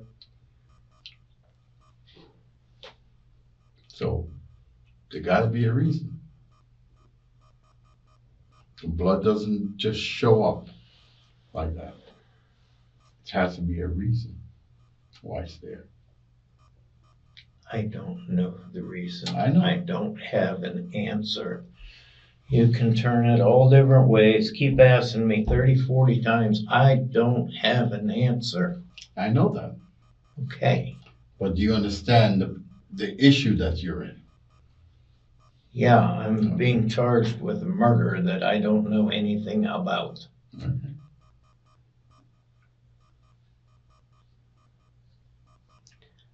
I just want to make sure you're fully aware of what is being presented here.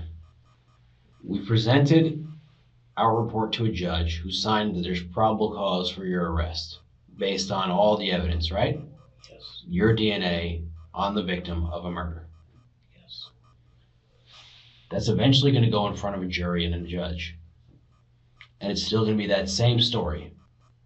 Only now, there's also you saying you have no plausible explanation for how it got there. How do you think that's going to play out in front of a jury? I don't know. But I don't have a story or a plausible way to tell you what happened, how it got there. I don't.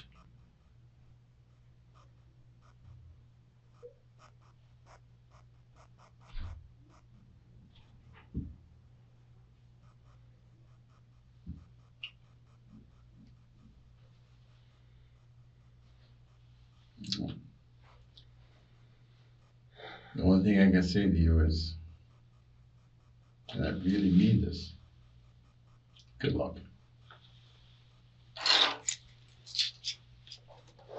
And I really, really mean that. It's gonna be hard on your family.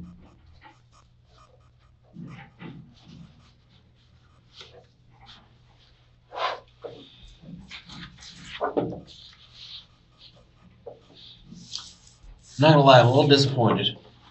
You what? A little disappointed. And it's not because you're sitting here telling me you don't know or can't give me a reasonable explanation. But like you said earlier, we've been watching you a long time. A long time. And in that time, I had several conversations with other detectives, and I said, this guy doesn't strike me as a cold-blooded killer.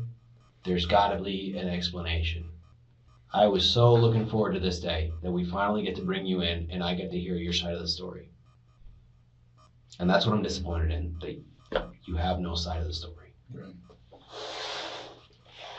And now I'm left to deal with the evidence we have, which is you're just a cold-blooded killer. The end. Not the ending I was looking for.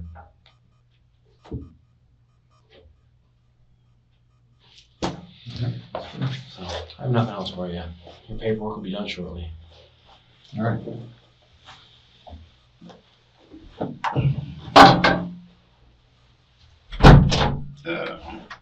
Watch yourself there, sir.